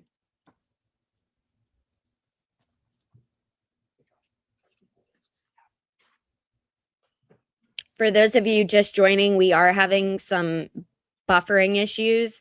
I'm hoping that it resolves itself. You want to approach?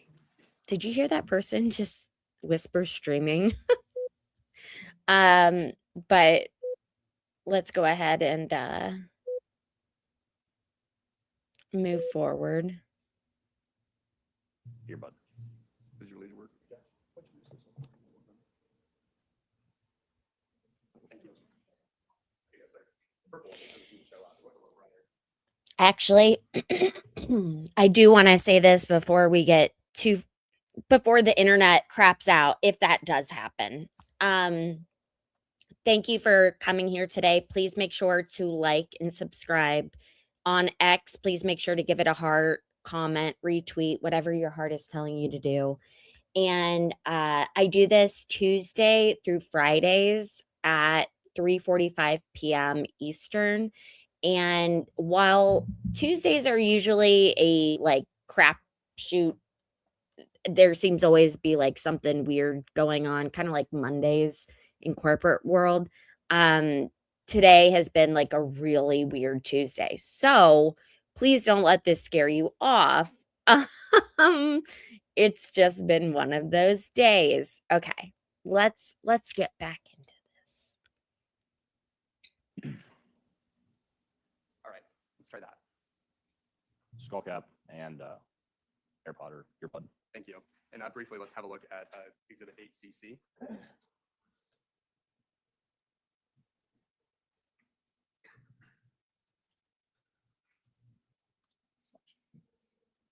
Action on this one is a little.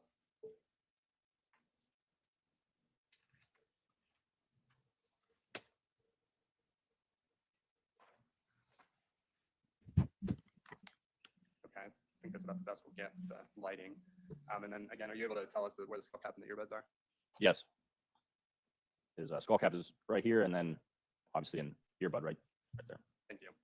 So that's a large part of the state's case, Thank you, sir. the officer says he was yelling, "Stop, stop, stop," and the state's saying he had an ear pod in. Yes. Can you please explain to the jurors what you mean by that? Yes. During transport, a secondary trauma assessment was performed, and what that entails is removing all of the patient's clothing to identify any traumatic injuries so that we can treat those injuries, make sure that we are stopping the bleeding from any of those injuries and all of those injuries, as well as make sure that we have a clear idea of all the injuries that the patient has, so that when we inform the hospital that we're coming and what we're coming with, we're able to make sure that they are fully aware of what we're bringing so they can be fully ready for us when we get there. And you followed that process with Mr. Goodson of removing his clothing that day prior to transport? Yes. And so what did you do? You had to cut the clothing off? Yes. So did you notice anything as you were removing Mr. Goodson's clothing prior to transport? What do you mean? Well, as you were removing his clothes, was there anything that you saw that caught your interest? Yes. Would you please explain? Sure. As we were removing the patient's clothing, we noticed that he had a concealed holster right in the center, like midline of his pants. We went ahead and cut around that as to not disturb any evidence. And can you describe do you remember the makeup of the holster? I do not. Okay. So, and you said you did not cut the holster because you thought that that might be significant. Yes, which is standard practice in with all shooting patients. And in particular, when you arrived to treat Mr. Goodson, did a law enforcement officer notify you that there was a handgun proximate to Mr. Goodson's body? Yes. And can you tell us a little bit more about that? As we entered the residence, one of the officers made us aware that there was a firearm on the ground next to the patient, just making us aware from a scene safety standpoint. Where exactly do you remember seeing the firearm? To the left of the patient, Now, is that from your perspective or the patient's perspective? the patient's perspective. Okay, so Mr. Goodson's left as he lay there face up on the ground. Yes. Did you touch the gun at all as you and your colleagues worked on Mr. Goodson? No. Did you see anyone else do anything to the gun? No. After Mr. Goodson's clothes were removed, you then took him to the ambulance to take him to the hospital? We removed Mr. Goodson's clothes during transport in the back of the ambulance. Thank you for clarifying. And where did you take him? Riverside Methodist Hospital. What did you do once you arrived at the hospital? We took the patient into Trauma Bay 2 as directed by the hospital staff and gave them a bedside report of what we have and what we have done with the patient for a swift handoff of patient care. And we also, with the patient stays, all of his belongings, all of his clothing, that's all brought in as well and given to hospital staff and security. And that process was followed with respect to Mr. Goodson that day. All his property that he had on his person was collected and turned over to, you said, the hospital security? Hospital, whether it's nurses or security, yes. Okay, thank you.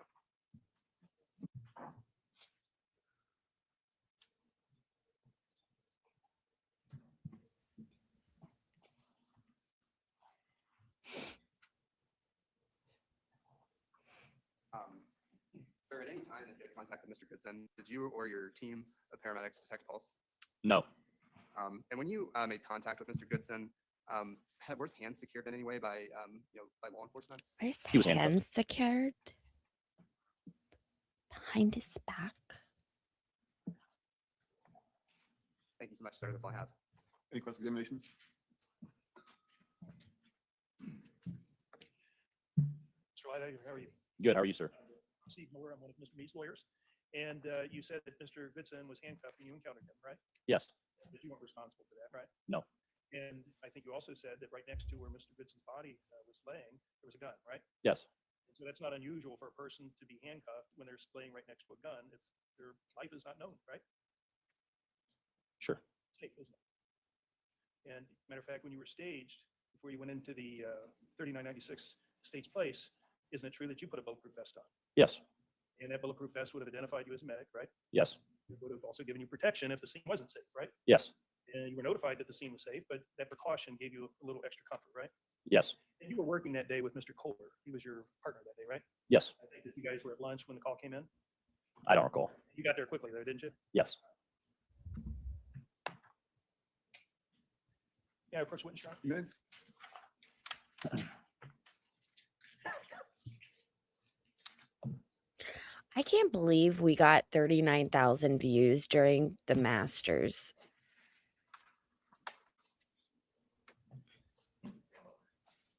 Like what? Hey, approach, Your Honor. Yeah. Mr. Lightiger, I'm going to hand you for identification purposes as exhibits Q through U. I ask you to take a look at those and tell me when you're finished. I'll ask you a couple questions. Maybe it was only 21. Oh, 21,000 in the last 48 hours. Never mind.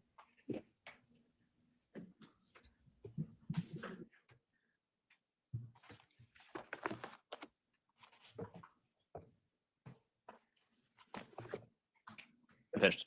Yeah, approach, You may. Your Honor. Lightiger, after examining defense exhibits Q through U, you recognize the clothing that's depicted in those photographs. I do. What would that clothing be? Is that the clothing that you cut off Mr. Goodson? I do not recall. You recall clothing, but you don't recall the source? In fact, I do not recall the clothing. May I have a moment, Your Honor? You may. No further questions. Any redirect? Yeah, Your Honor, thank you. All right. And, no, you're good to go. Take your paperwork with you. Thank you. Get out of here. May want to grab the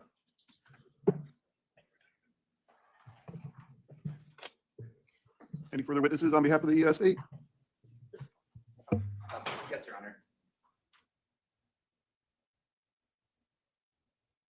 Okay. If we have enough time, we'll come back to the other guys. But like I said, we're trying to keep this a streamlined process, giving you guys the information that you need and want to know before this trial begins, the retrial, rather, on Monday. So, and I should have given you a heads up. We are going to be covering the Tyler Robinson hearing on Friday. If that name sounds familiar, it's because he is accused of shooting and killing conservative speaker Charlie Kirk. And that's on Friday. We have been covering all of those hearings. And then Caleb Floyd or Flynn, the American Idol guy from Tip City, Ohio, who murdered his pregnant wife. That is on, he has a hearing on Thursday we might cover. Testify in this case to be the truth, the whole truth, nothing but the truth? I do. Have a seat, hold yourself up close to the microphone. You may inquire. Thank you, sir. Your Honor. Sir, would you please state your name? James Howe, Howe. What do you do for a living? I'm a police officer with the City of Columbus Division of Police. What's your current position with the police department? Currently, I'm a detective in the Digital Forensics Unit. How long have you held that position? I have been in that unit since 2018, How long have you overall been with the Columbus Police Department? 22 years. What other positions have you held within the department? From 2001 to 2008, I was a patrol officer in the South London area.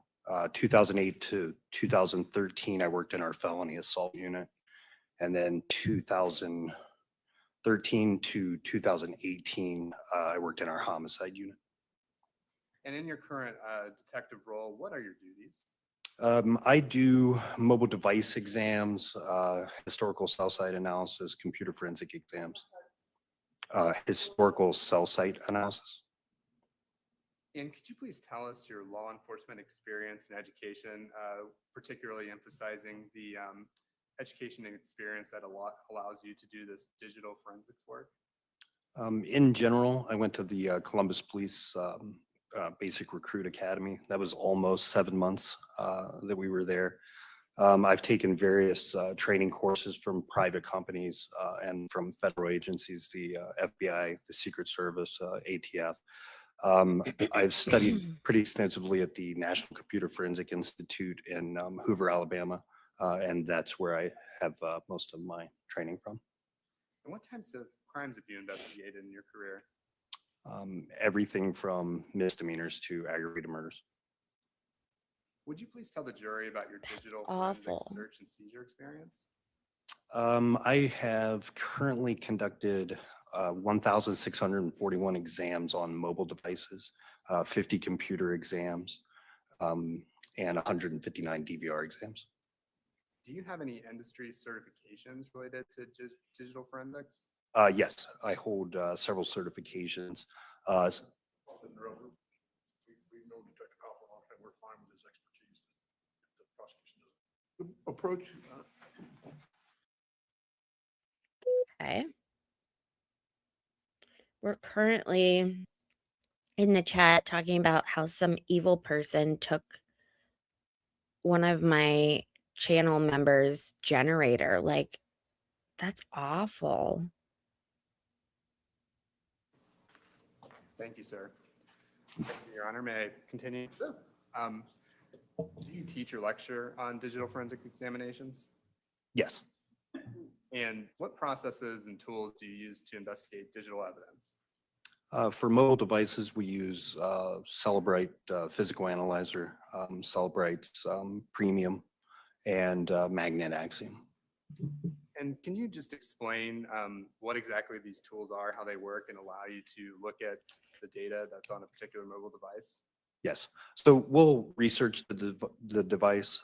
We'll figure out which tool is best going to allow us to accomplish extracting the most amount of data from a particular device. And that's all dependent on the type of device, the operating system available. So we have, Apple iPhones, we have androids. So both of the tools work pretty similar.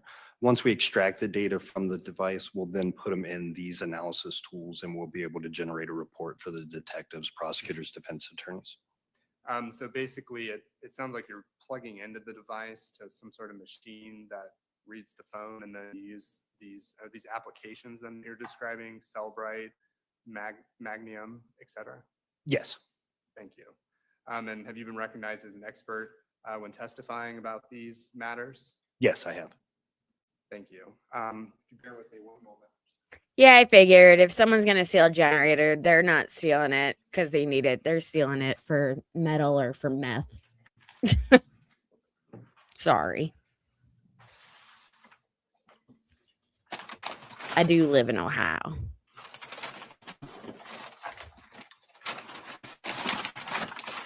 Are we just gonna look at the cell phone?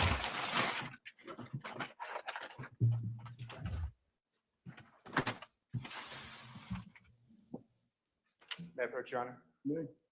Sir, I'm holding you an item that's been marked for identification purposes. It states Exhibit 5F. Always. Do I need to recall? If you wish. Guys, I need to take one of my dogs outside. I can tell.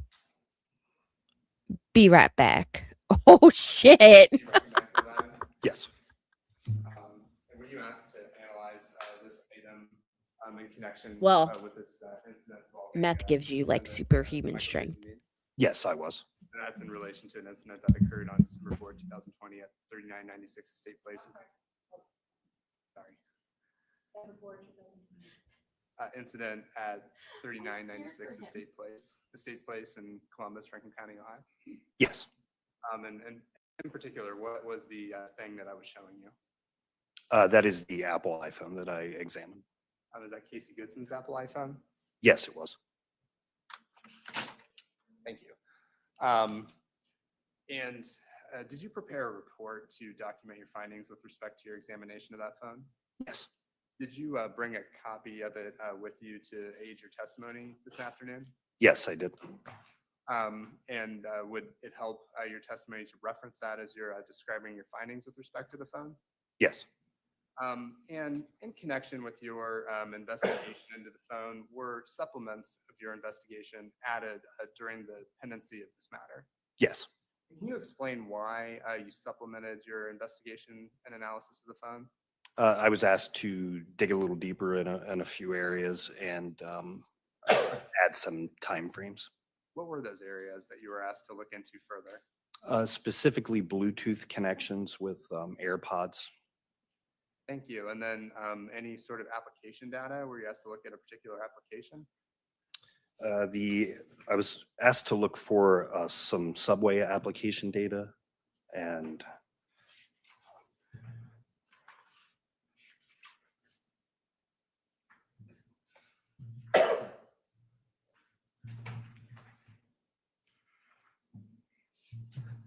we had additional YouTube data. Okay, now is that for YouTube or a particular YouTube app? I'm sorry. YouTube or YouTube video? Yeah, I'm sorry, YouTube music. Thank you. So when you first, before I get further away from the report, what's the date of the final report that you prepared in connection with your analysis of the phone? January 5th, 2024. So walk us through the process, beginning with the beginning of your investigation with respect to the phone. What did you do to get the data off the phone and conduct your analysis? So on December 10th of 2020, the lead detective in the case, Art Hughes, had asked me to examine the device. When the device was brought to me, I discovered that it had been powered off, which in the forensic world, if we don't have a PIN code to the device, we're not going to be able to recover much data. So on that date, I did a really limited extraction called a before first unlock extraction on the phone. The following day, I contacted Detective Hughes, let him know that the device was locked with a PIN code and it had been powered off. He was able to then reach out to Agent Rob White and explain the situation to him, and Agent White was able to provide the PIN code. So on that following day, I was able to then extract what's called a full file system extraction on that device. And that's using that process you've described of connecting the phone to a computer and using the Cellbrite app to grab a copy of the data on the phone? Yes, so with this particular device, I used a tool that's called a Gray Key to extract all the data from the phone. And then once all the data was extracted from the phone, it's a piece of hardware. Once all the data is extracted from the phone, I then use Cellbrite's physical analyzer to put that image of the phone in for analysis and then be able to generate a report. Now, alongside the extraction of the data from the phone, do you do a physical examination of the phone to actually look at the screen and see what applications are open on it? Yes, following the forensic extraction of the device, as it was loading into the physical analyzer software, I did what's called a manual examination of the phone. Why do you do a manual examination of the phone? So we can verify the data that the tool's putting out. Oh and my make God, sure that's that why we're, it's sounding so including slow. Everything. And does that include looking at what applications are open on the phone? Yes. And why do you look at that? It's just kind of about background to see what's going on with the phone, what the user may have been doing with the phone. I know in this particular instance, I was asked initially to look at location data, Bluetooth data, and subway data. And in doing that physical review of the phone, did you notice that there were apps that were open on the phone from when the phone was last used by its user? Yes. Did those apps include YouTube Music Yes. and a subway app? Yes. Was there identification information stored on the phone as to who owned it? Yes. And who? What did that information indicate? So during the analysis, I was able to see that it was an Apple iPhone 11 Pro Max. Under the device name, which is user input, it was Casey's iPhone. And then there was an Apple ID associated with the phone, Casey Goodson 90 at gmail.com. Thank you. And after you got the data off the phone with the Great Key app, did you proceed to look at the data with Cellbrite? Yes. As part of that analysis, did you look at pedometer data on the phone? Yes, through the health database on the Apple. Can you talk to the jurors about what that entailed? Basically, Apple has a pedometer in the phone that will track steps in your activity. What did the data on the phone reveal about the pedometer?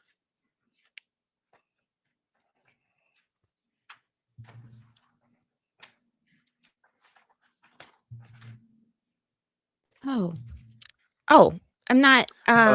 Between the timeframes that I looked at, I had filtered Muted. initially to specific timeframes that Detective Hughes had given me. So at 12:02:41 p.m., the device logged 135 steps for a distance of 78.55 meters. And can you tell us how exactly, based on your training and experience, that pedometer app knows when to start and stop logging step data? It bases it on movement and movement. Now, is that any movement? It can be. Or is it movement that would be like walking? No, it could be walking. As I explained, or as I explained it to people, you can also move the device. So it's not an exact measurement. Just if you were to just shake your device up and down, it could potentially track. Believe that to be steps taken. Is your understanding it has to be an up and down type movement for the phone? I'm not certain. I know movement. Now, with respect to this device, you said that during the relevant time frame you were directed to, you found an entry with a start time of December 4th, 2020 at 12:02:41 p.m. Yes. And is there an end time listed for that pedometer data? Yes, it's 12:12:16 p.m. Yes, I'm sorry, PM. And then there's a value that's produced by the phone too for the steps that were logged between that time frame, right? Yes. And what were the values obtained? 135 steps for 78.55 meters. Did the device log any further pedometer data after the entry with the end time of 12:12:16 p.m.? Not for the timeframes that I looked at.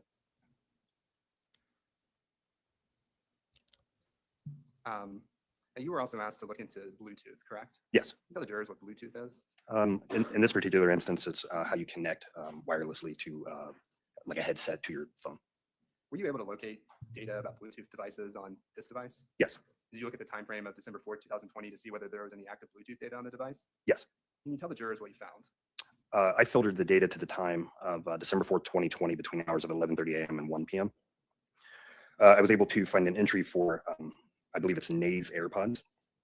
And it showed so with Bluetooth, it'll show a paired entry and it'll show a last detected entry.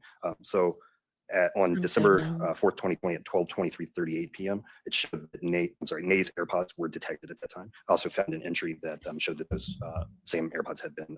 Hey guys, we're gonna do like a 30-minute goal. If you want to contribute, let's try to do like $10 a person or $10 from 10 different people if you want to contribute. I would be shocked if we hit this goal considering the fact that we don't have our normal numbers in here, our viewers.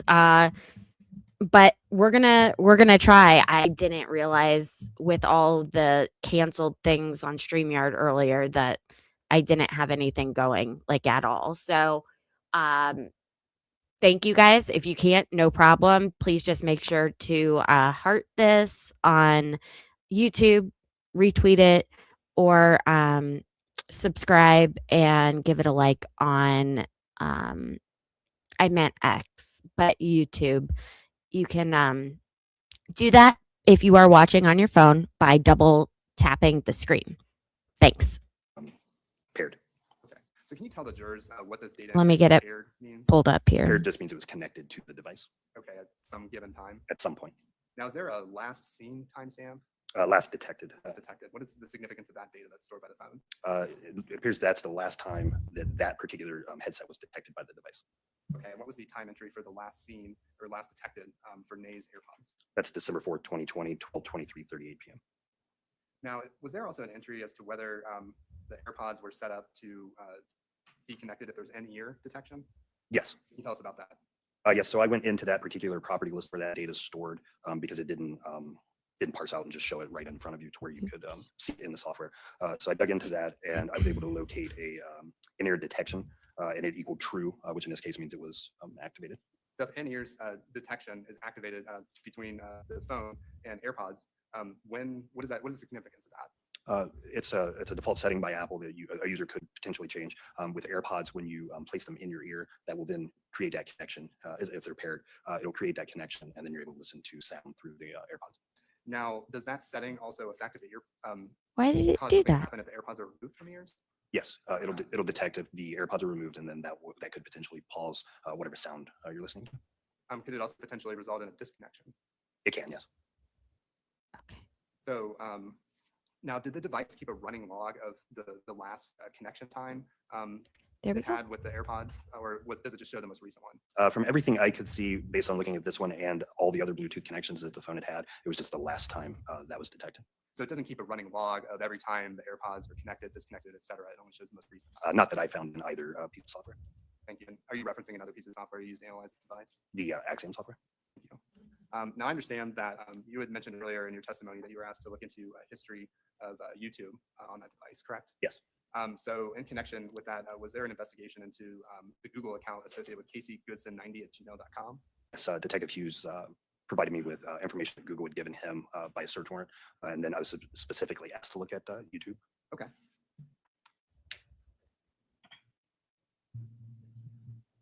Who doesn't love YouTube?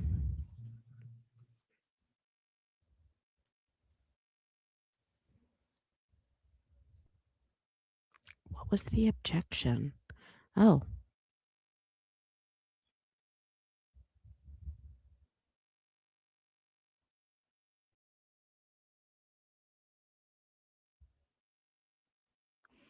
It doesn't seem like we have buffering issues anymore. Itself, right? Yes.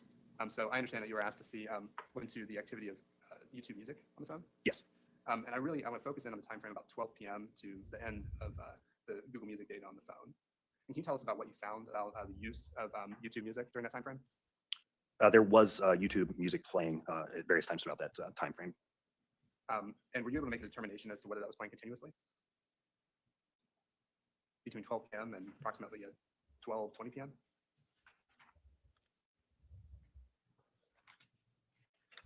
So there is an entry for 11:58:57 a.m. For a song, at 12:02:15 p.m. for a song, 12:05:30 p.m. for a song, 12:08:55 p.m. for a song, 12:11:49 p.m. for a song, 12:12:23 p.m. for a song, Thank you, Willa. 12:16:23 p.m. for a song, and 12:19:50 p.m. for a song. Thank you. Now, suppose evidence shows that Mr. Goodson was wearing AirPods at approximately 12:20 p.m. when he was receiving medical aid at his home. Do the Bluetooth data and YouTube data you analyzed on this phone allow any conclusion on whether music was continuously playing between 12 p.m. and this time when he was receiving medical aid?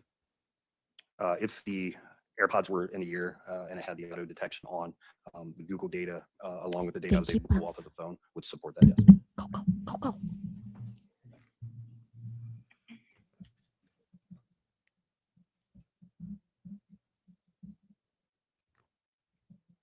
Any cross examination? Briefly, may I proceed, Your Honor? Okay. Good afternoon, Detective Howell. Good afternoon.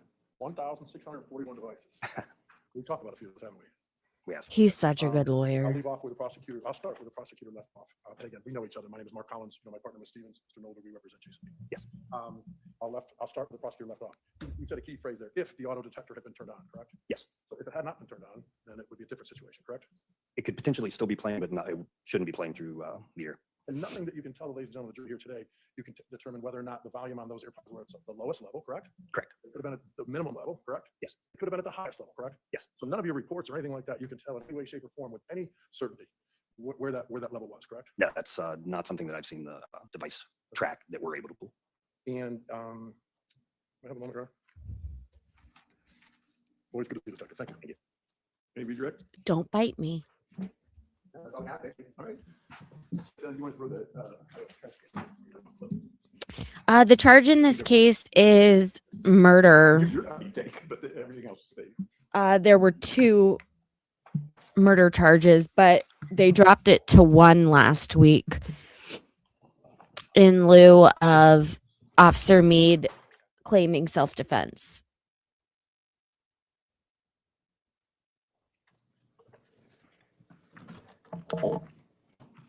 And once again, cops, I hate to say this, but cops being charged in the line of duty is kind of a thing around here. See, pull yourself up close to the microphone. And Just Mr. awful. Shaw or Schreier, do you want to pick up your exhibit? Google. Oh, thank you. I got it. May I inquire? Good afternoon, sir. Would you introduce yourself to the ladies and gentlemen of the jury, please? My name is Arthur Hughes. And where are you employed? With Columbus Division of Police, And what capacity are you deployed or employed with the Columbus Division of Police? homicide investigation, How long have you been a police officer, Detective Hughes? since 1994. Okay. I'm sorry, detective or officer? Well, Detective since 2004 and officer since 1994. you came onto the department in 1994, yes. 1994, so you're counting days at this point. Yes, sir. He just called him old without calling him old. You were, well, let's start. You're a homicide detective. You've been a homicide detective since when? I went to homicide in 2014. Okay. And within homicide, at least back in December of 2020, was there a squad called the CERT Squad? Yes, critical incident response team. Okay, and and were you part of that squad? Yes, sir. Tell the ladies and gentlemen of the jury how CERT came into existence and the general responsibilities of the CERT Squad. It was designed to have a consistent investigation involving police shootings, incidents involving murder of police officers, uses of force that cause serious injury involving police officers, shootings with police officers that could, accidental shootings that could be misconstrued as being intent, purposely shootings that, accidental shootings that could believe that were purposely shot. That's what we investigated. And were you involved in, or have you been involved in a number of CERT investigations? About 24. Now, on a CERT investigation, when CERT is called out, is it a individual detective or is it a entire team? It's an entire team. Usually 6 detectives respond with 2 supervisors. I'm going to ask you to go back to December 4th, 2020. Were you called out on a CERT investigation on that day? Yes. And where was the location of the incident that you were called out on? 3996 Estates Place. Here in Columbus? Yes, sir. Franklin County? That's correct. What other officers were assembled on the team, if you recall? Detective Bill Gillette, Detective Greg Shepard, Detective Dana Kroom, Detective Eric Wooten, Sergeant Pilia, and Sergeant McConnell. In the order of things, where were you in arrival at the scene? I was the only one who's called in off duty. It was my day off, so I arrived fairly late. But you were a pretty long distance away from. Yeah, actually, I was out with my wife going to the grocery store. So Okay. In the order of arrival out there, who arrived last? Me. Okay. Now, within this investigation, you have a number of detectives there. Are specific assignments given to the detectives? yes, And I assume that's done by the supervisors. yes, What was your assignment? I was assigned to be the lead coordinating detective. Okay. And tell ladies and gentlemen of the jury what that means. So- What does that entail? It's a little bit different than a homicide investigation would entail. The assignments were made by the sergeant. When I got there, I was given that position. There are other detectives that were responding to the hospital. Look and at his who little assist canvass the scene lanyard. Or look for, not at that time, but surveillance footage. My job would be and there's also a scene detective, lead detective. My job would be, once they get their jobs done, I put everything together and gather all that information. And then if there are further tasks that need to be done, are you the one that's expected to coordinate that That's correct. and perhaps do it? Yes, yes. So,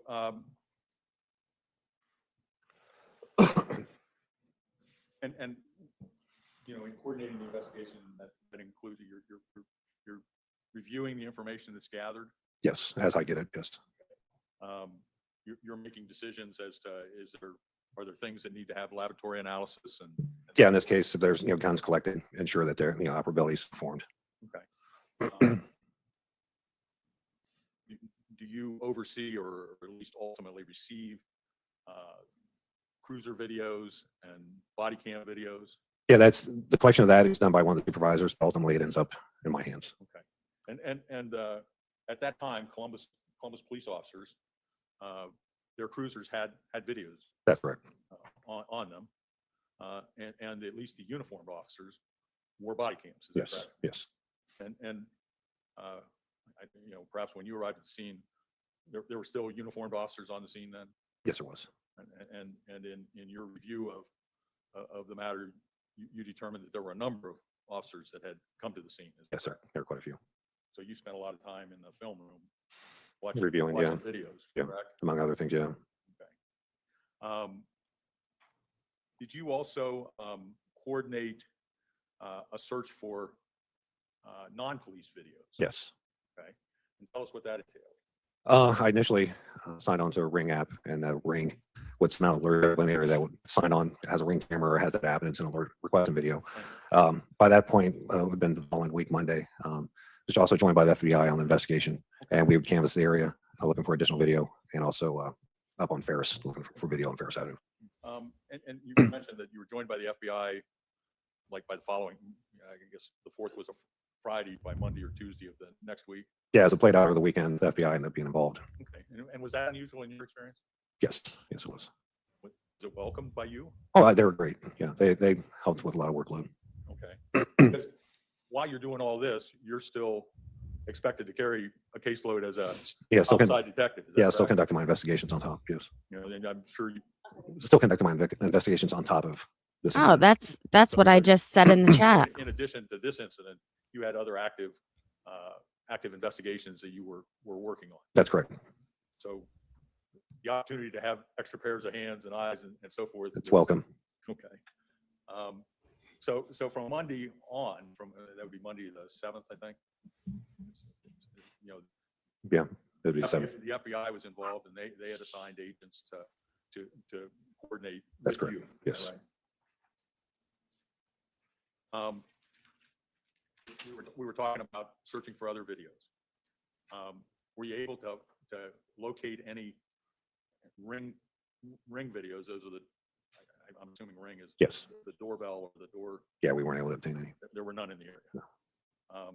Were you able to locate any other outside videos? Yes, at St. Matthias Church over on Paris. Okay. Um, in addition to that, did you at some point locate some videos of significance at a Subway shop? The subway video was obtained by the FBI. Okay, they're the ones, and then they share them with you. That's correct. That's correct. And you've reviewed those videos, is that right? Yes, sir. I'm going to show you what's been marked as State's Exhibit 14 and State's Exhibit 15. Do you recognize what those photographs are?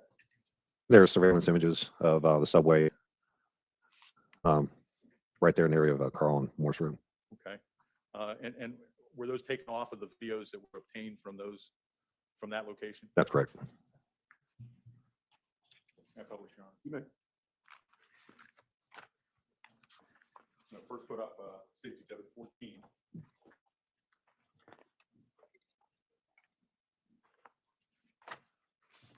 You recognize, or were you able to identify the individual depicted in that? That would be Casey Goodson. And that would be the decedent in this case? Yes, sir. And that's from inside the store, is that right? Yes. And this is State's Exhibit 15. That is a shot of, from where? That'd be a shot. The camera's actually going southwest. Mr. Goodson is on the lot, just right of center. He would be walking, yeah, he's walking northwest parking lot. Okay, and some of the picture or the still cut off the very edge, but do you recall where he's walking towards? Yeah, it's Nissan Versa.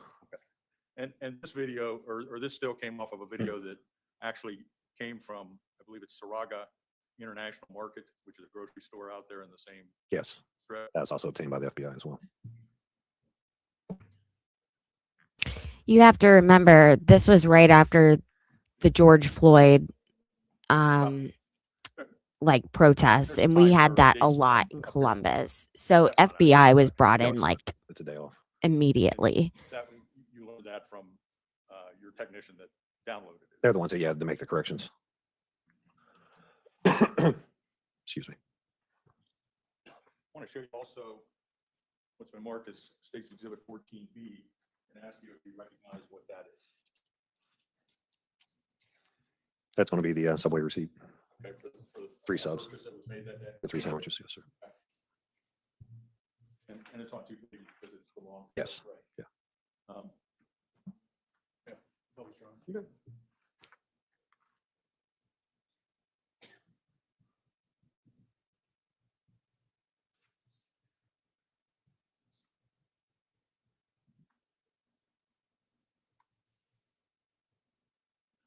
So that indicates that there were 3 subs purchased, is that correct? Yes, yes, sir. And we have the date and time when it was ordered at the top there, correct? Yes. And then on the second page, we have, that it was, the purchase information, I guess. or Yeah, it's the payment. through a mobile app. Okay.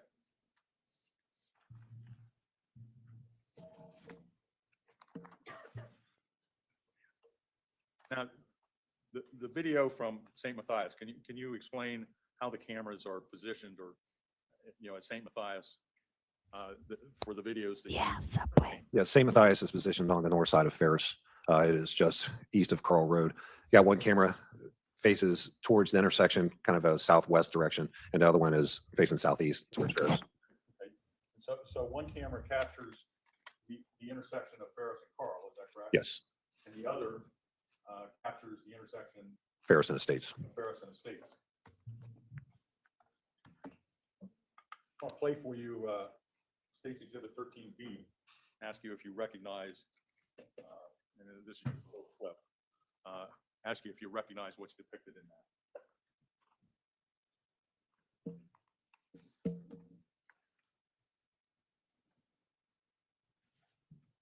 Stop it for a second. You recognize what area is depicted in that? Yes, that is going to be the camera that's positioned southeast towards Estates Place. Can he, if he touches on his thing, can he point things out? Saw a circle earlier. Would it be, What do I have to click? Do I have to click something? There's not a pointer. I'm not going to touch anything. You want me to touch the screen? Touch the screen here. See those 3 buttons in the right hand corner? There you go. Okay. Now you're gonna let this. Okay. So pick a color. Okay. So now you should be able to. Touch the screen. So, you want me? You just point out where Estates is. Okay. All right. Now, clear that off and go ahead and run. You gotta tell them. Just hit the trash can button. Didn't know you were gonna have to work. Okay.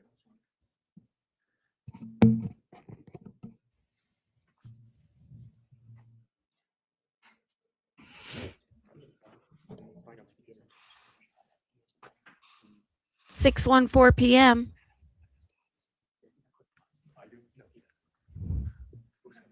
Now we play it. It's not showing on the screen. Say it's not working. I can't do it. I've touched it. Still got the. No, it's still shut down. I shouldn't have had you touch the screen.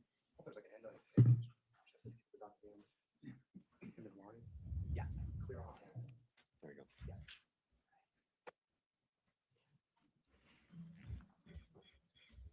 Back up. Oh, actually, let's, okay, go ahead.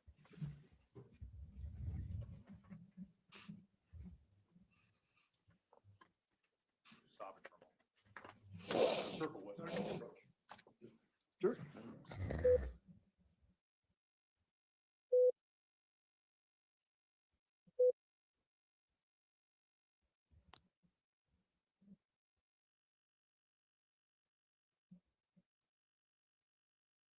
When you got the video, it didn't have the circle on it. Is that correct? That's correct. But you viewed it with the circle. Other than the circle, is anything else changed in the video? Actually, I didn't change it, just an addition. That's correct. Whose vehicle is in the circle? That would be Deputy Meade's. Found it? Yes, sir. Go ahead.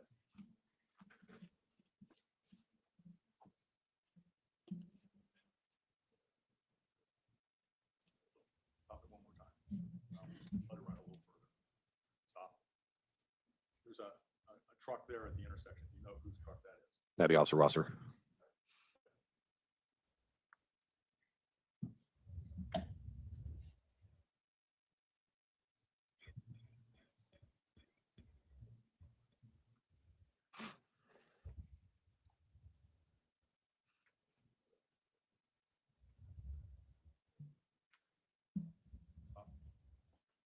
Whose vehicle is circled in red there?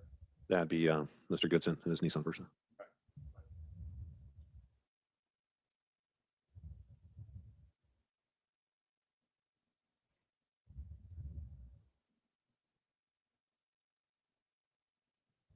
Stop again. Whose vehicle is that? It's Deputy Meade.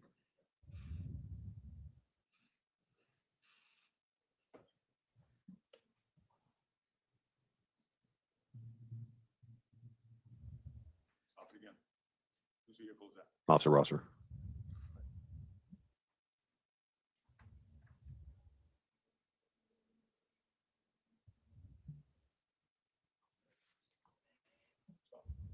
Stop. They went further. Was that, did that video show the pertinent part of the entire video that you received relating to this case? From that camera, yes. From that camera? Yes.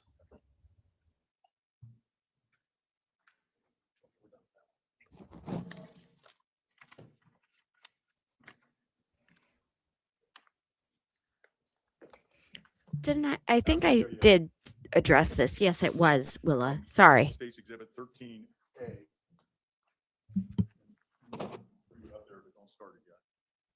Get the opening picture.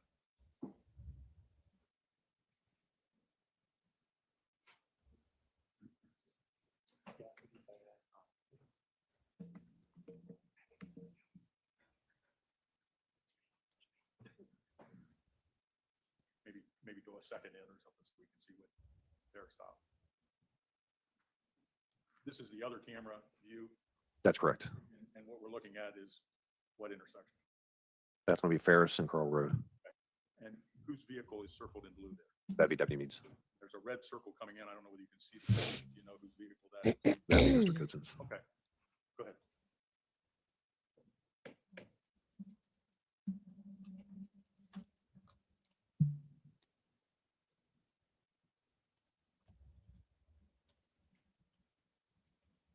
Oh my gosh. I love Jersey Mike's. The vehicle circled in green is who? That'd be Deputy Meade's. Green? Oh, I'm sorry, Green. I'm sorry. That's Officer Rosser. Yeah, that's up. You're fine. Now, was that the extent of the pertinent footage that you took off of the St. Matthias surveillance camera? Yes. related I to like this case? Jimmy Yes. John's too.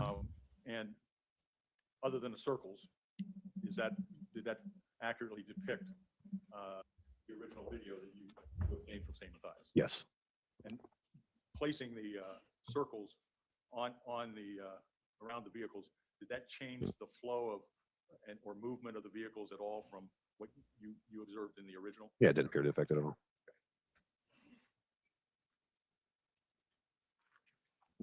I like Jimmy John's bread too.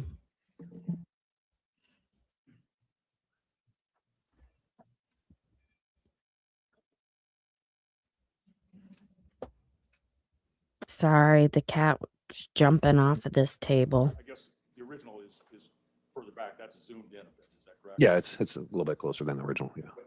But it didn't change any of the movements, just made the vehicles easier to see. Yes, that's correct. And-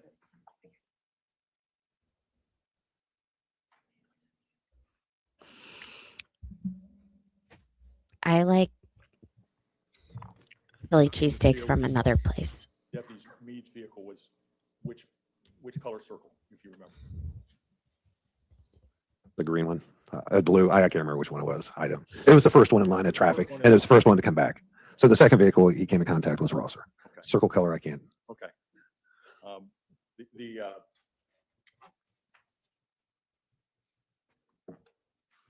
There you go. The blue circle vehicle is, Deputy Meade. and it fairly and accurately depicts what you viewed in the video. Yes. Mm.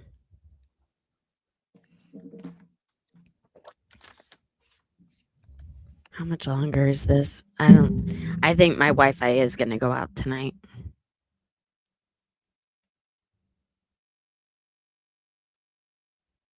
All right, we're going to finish this up. And tomorrow we're going to start with the testimony of Officer Meade.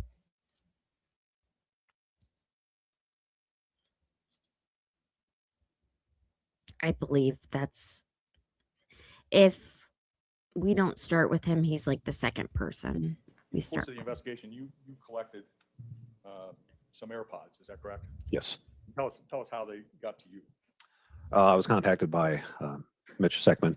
He looks really familiar. He's a Columbus police officer, but he's assigned to work with the federal prosecutor's office. Okay. And what did he contact you about? He had the earbuds.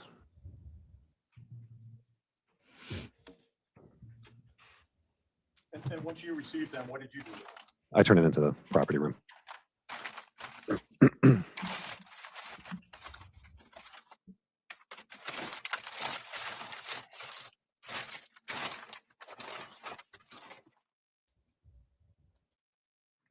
Misplaced.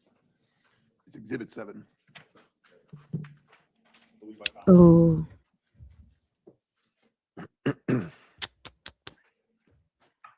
Don't know quite how they got over there, but handed you what's been marked as basically the 71. Grab the glove there.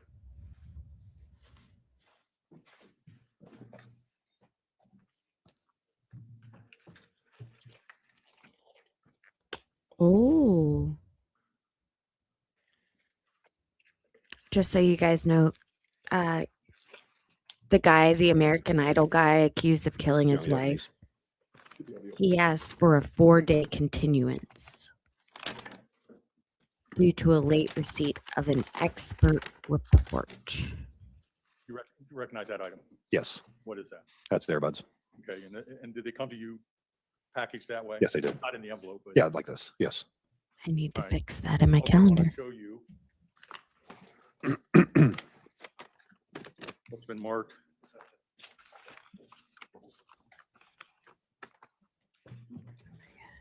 I'm not handling it. Yeah, Andrew, what's been marked is State's Exhibit 5G. Yep. Examine that item, please.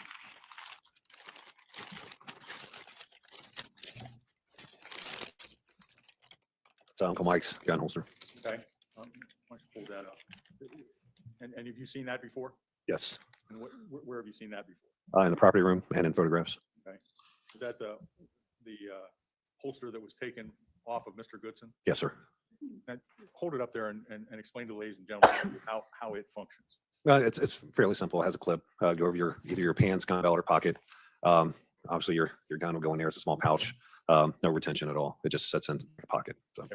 And when you say no retention at all, what do you mean? there's nothing to hold the gun in place. Okay, so I guess if you're vertical and the gun's in it and the gun's in the holster, it's going to stay there, right? Should, unless you're running. I wouldn't run with this type of holster. Okay, why is that? It'll fall out. The gun will? The gun will fall out, yeah. Okay, and how about if you fall? Yeah, it could fall out. Okay.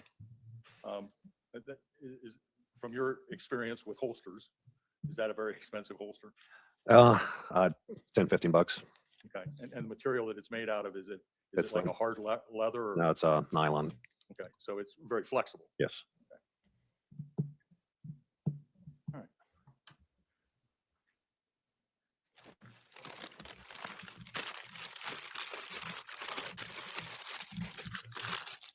Oh my gosh. I'll tell you what's marked as State's Exhibit 20, and you tell me if you recognize it as a part of a body cam that you reviewed in this case. Okay.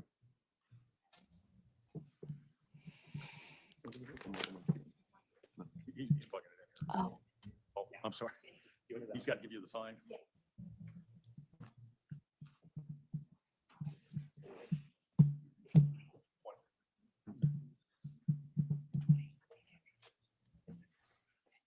So his trial's going to begin on the 28th. Wait, that's a Sunday. Am I looking at May? Oh, yeah, I was looking at 2024.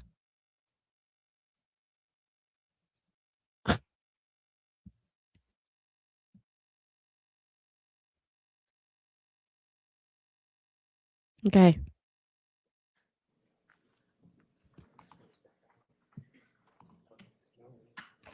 I haven't been pushing the Give Send Go. I've only been doing it on here. So I have like one donation. I need to. Recognize what that video depicts? That was the south door of 3996 Estates Place. The storm door? Yes, sir.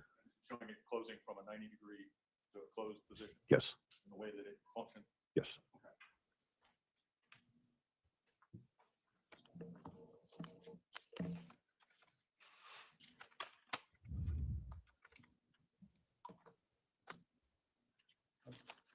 Finally, Detective, I want to show you what we marked as State's Exhibit 9A.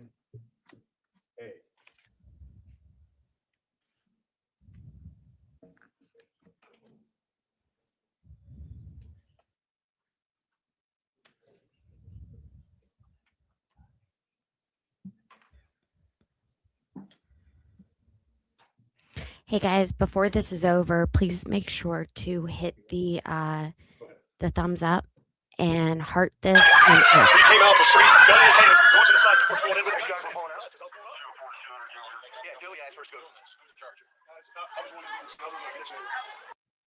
You recognize that Yeah, it's a body camera from Seth Penny. from the Minerva Park? Yes, Minerva Park officer. Just oh my God, my Yeah, poor it was just a ear. very small portion. Does it accurately depict what you collected from Minerva Park? Yes, sir.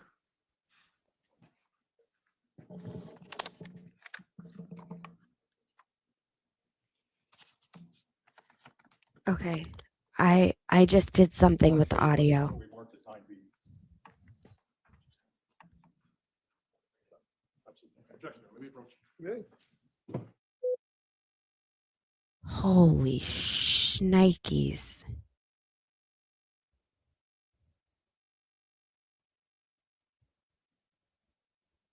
Oh yeah, is it? Oh no.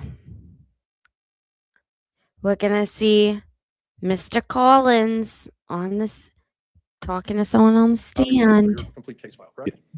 Yes. Ladies and gentlemen, do you understand? All the information is given to you. You do a complete case file and then turn it over. Yes. So you're the person with all the information. Seemingly, yes.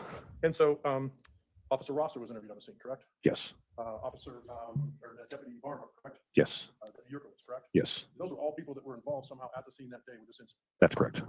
And the reason you want to get the interviews early is because you have a job to do as the lead search detective, correct? Yes. Your job is to take all the information you get and start poking holes in the case, correct? Yes. You're not poking holes one way or another, correct? Non-biased investigation. Yes. Non-biased investigation. So you're not poking holes to help the prosecution, and you're not poking holes to hurt the prosecution. Yes. Yes, sir. Your job is to say, hey, somebody says X, does this hold up or not? Yes. Okay, is that fair? Yes. Okay. Part of the information that Mr. Merkel just went over you was with regards to the AirPods, correct? Yes. Those were never given to the cell phone expert detective Howe, were they? No. And part of this involved the holster, correct? I'm sorry. A part of your investigation gathered the holster, correct? Yes. And you had that tested for blood, DNA, correct? For blood, no. Or for DNA, correct? DNA, yes. And there was no DNA on there, correct? That's correct. And from what you saw, For each other, I know you're going fast. but still. and from what you saw, there's no blood on there as well, correct? Yes. And you had the gun tested for DNA and blood as well. It is fast. Yes. And that came back with blood of Casey Goodson and DNA of Casey Goodson. That's correct. You can answer. Overruled. That's correct. And also in a certain investigation, because it's with police officers involved, sometimes they give you a written statement, correct? Yes. Okay. And in this case, you got a 10-page written statement from my client, correct? Yes, sir. You got that long in advance of disclosing any evidence to anybody, correct? Yes. So that statement was given to you prior to you releasing any information to the prosecution, the FBI, or anything like that, correct? That's what I recall, yeah. We would have no access to that, correct? No. And your job is to then take that 10-page statement, and that's a voluntary statement, correct? Yeah. You may.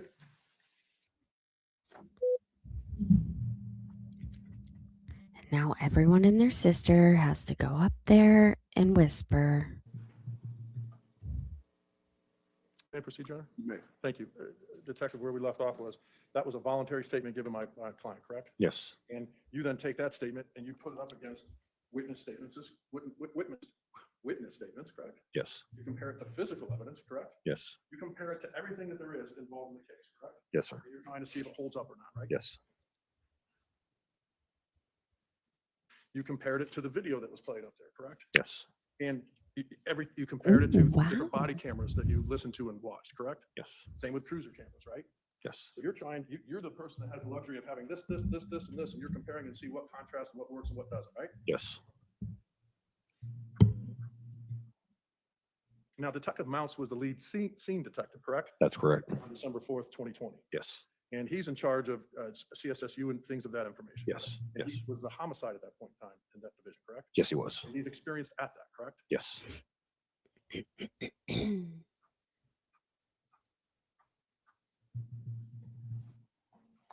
So, Detective, you don't have any issues with anything you reviewed in my client's statement, correct? Sustained. Your job is to poke holes in that statement, right? Yes. Thank you very much, Detective. Any redirect?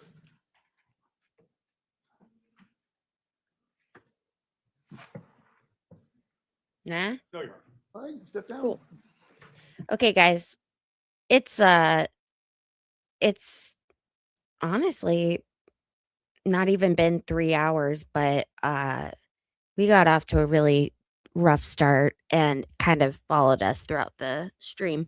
But I'm super glad and thankful for the people who came in. So thank you so much if you are one of those people. If you are watching on replay, make sure to let me know in the comments. I so greatly appreciate you guys stopping by and making sure to hit that like button and subscribe, please. That's helpful as well. And over on X, if you could, if you found this informative or you think other people should hear about it, please make sure to retweet it, comment, like it, and it helps get this video out to more people. So I am going to take a much needed bath and just watch tornadoes. So if you are in Wisconsin, Illinois, Minneapolis, Indiana, and Ohio, have a plan this evening. Weather's pretty dicey out there. I will be back tomorrow at 3:45 p.m. Eastern, and we will be getting to the defendant's testimony on the stand. So that's actually very interesting. I hope that you guys have a lovely evening. And once again, thank you so much for stopping by. And I will see you tomorrow, 3:45. And this, I promise you, I will make sure that the StreamYard goes through so we won't have the issues that we had today. That was just like super weird. So there will be an event planned on YouTube tonight that you can choose to be notified about, essentially. Or if you go to my YouTube page, you can see the notifications bell. Hit that, select all, and that way you're just notified whenever I do go live. Okay? Okay. Make sure everything in the chat's okay.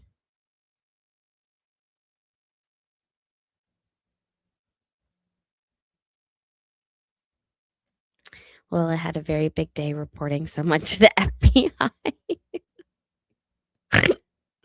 I'm not laughing at him.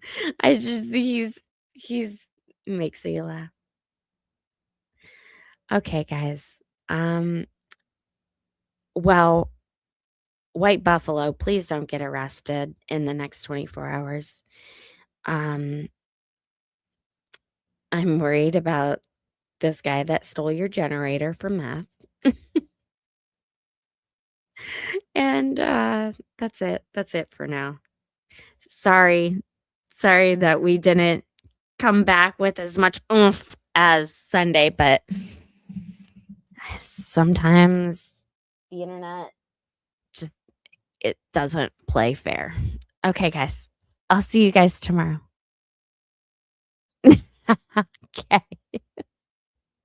I'll see you guys tomorrow. Bye.